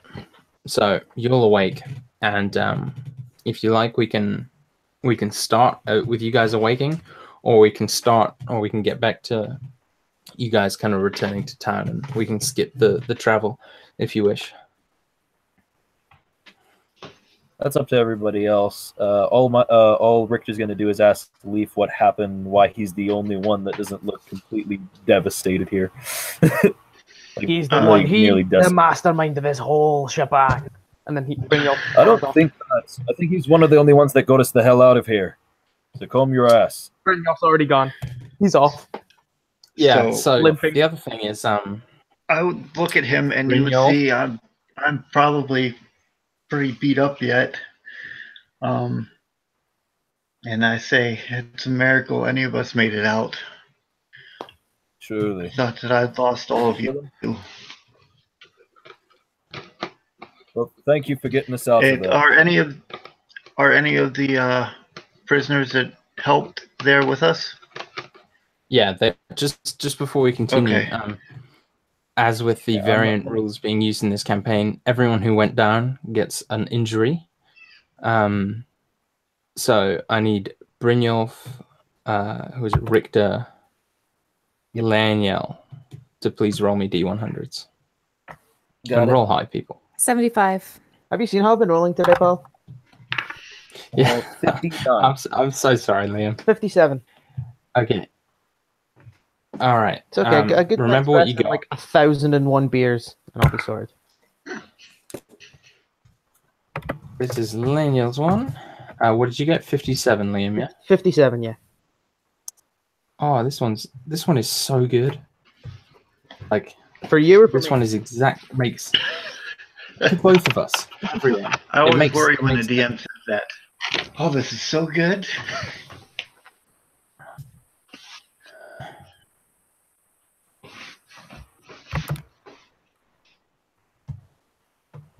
So, Leaf, where's Soren? Oh well, I'm gonna die anyway. I'm dead. Okay. Yeah, well, maybe not. You know. Well, you do have a But paladin maybe that not. has like 4 things of lay on hands. If y'all are all like, "Oh, that really fucking hurt," she I also has don't want magical anyone to come near healing. me. Yeah, I mean, yeah, you might be dead then. I'm dying. Liam. It's all over. I'm not going to kill you with a lingering injury, Liam. Yeah, like, Sorry? I will not do that. he's not going to kill you with a lingering injury. I'm not going to kill you with a lingering injury. But for Um, Laniel, I think like waking up with a fucking skull fracture, she would definitely, try to use her lay on hands to heal herself. So, Logical. Okay. because that Okay. shit out. Knocked out. Ah, fuck. Can't fucking feel my mouth. What the fuck? I think I lost 2 of my canines. I had to fucking teeth. Fuck this entire place. I Fuck this think whole I'm going forest. to attempt to.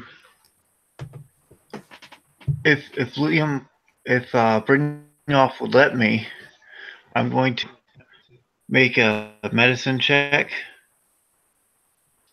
And On who? what are you help trying your to do? wounds. All Or right. just in general? It says Oh, you damn. can make a Mine medicine just check really during well- 24 hours. There's a bard. Well, You I have to was somehow stay within reach of me for 24 hours. 10 times. at least for Richter, So- at least That would. I think like we fell unconscious in like similar area, or well, no, I guess we got dragged away. But after like doing the lay on hands for herself, and he's like, my fucking teeth. She'd be like, here, let me look for you, and do the kind of grasp his face with her hands and do lay on hands on him as well, so he can get an extra hit point and magical Yeah, healing and for baby teeth begin to grow. yeah. And he's no longer All me baby concussed. teeth are knocked out. Fuck. Well, they're not Yeah, knocked out. so he They're still just- talks a bit funny They're for. just a little loose. Okay, well, Press I them failed back the into DC place. 15 for that anyway. Map them there. Ah, God, that's gotta hurt. Yeah, she presses it back in place, but like she's doing the magical healing so that they pop back in and stay put. Thank you very much for reattaching my goddamn face.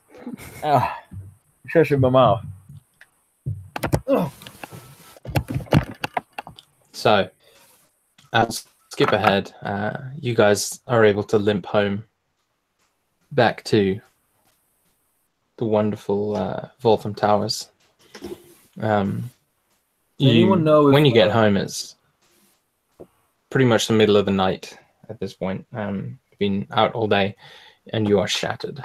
You are truly more tired than you've ever been. Some of you are mildly mad. Almost all of you are injured in severely. some way. Yeah, or more than mildly in the case. You've lost one of your number. Yeah. And on that note, he's Richter's quickly going to say, ask about his team. Anyone know if Storin has any family in the area? I think they best know that he's fallen. Nothing? I guess I'll have to do that myself. I agree. We should you know he notify worked at the someone. temple. So. Say that again, I didn't hear you. You Sorry. probably know. Sorry. He worked at the temple of Lathander. So, there's people there who know him. I'll make sure to get to there. Any of y'all who wish to join me can, but I'm not going to make you have to do that kind of thing. Best for some of you to get your money. That's where Brynjolf's going.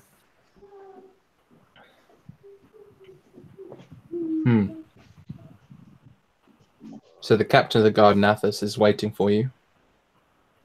And he sees you all. And you see his face is originally lit up, but when he notices that not everyone who left returned, you see his face falls slightly and becomes sort of this grim, hard-set jaw. And he says, well, I see you lost someone.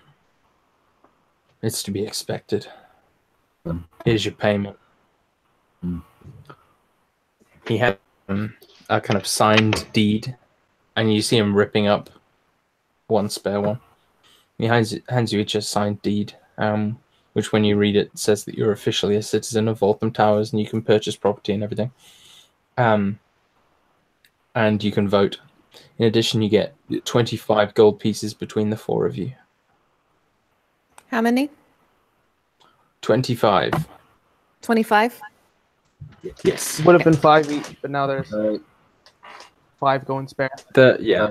And that's a lot of money. Keeping his promise, he quickly gives 20 of it to Brynjolf.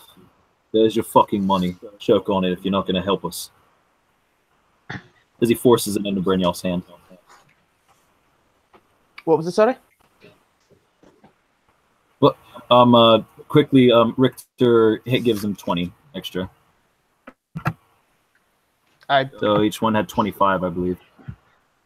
Is this some kind of trick? Are you trying to backstab me again? No. No. It's poisoned or something. I'll take my 5 and that'll be me.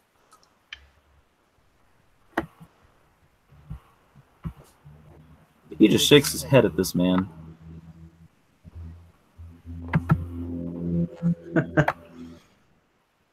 And I think we'll end it there.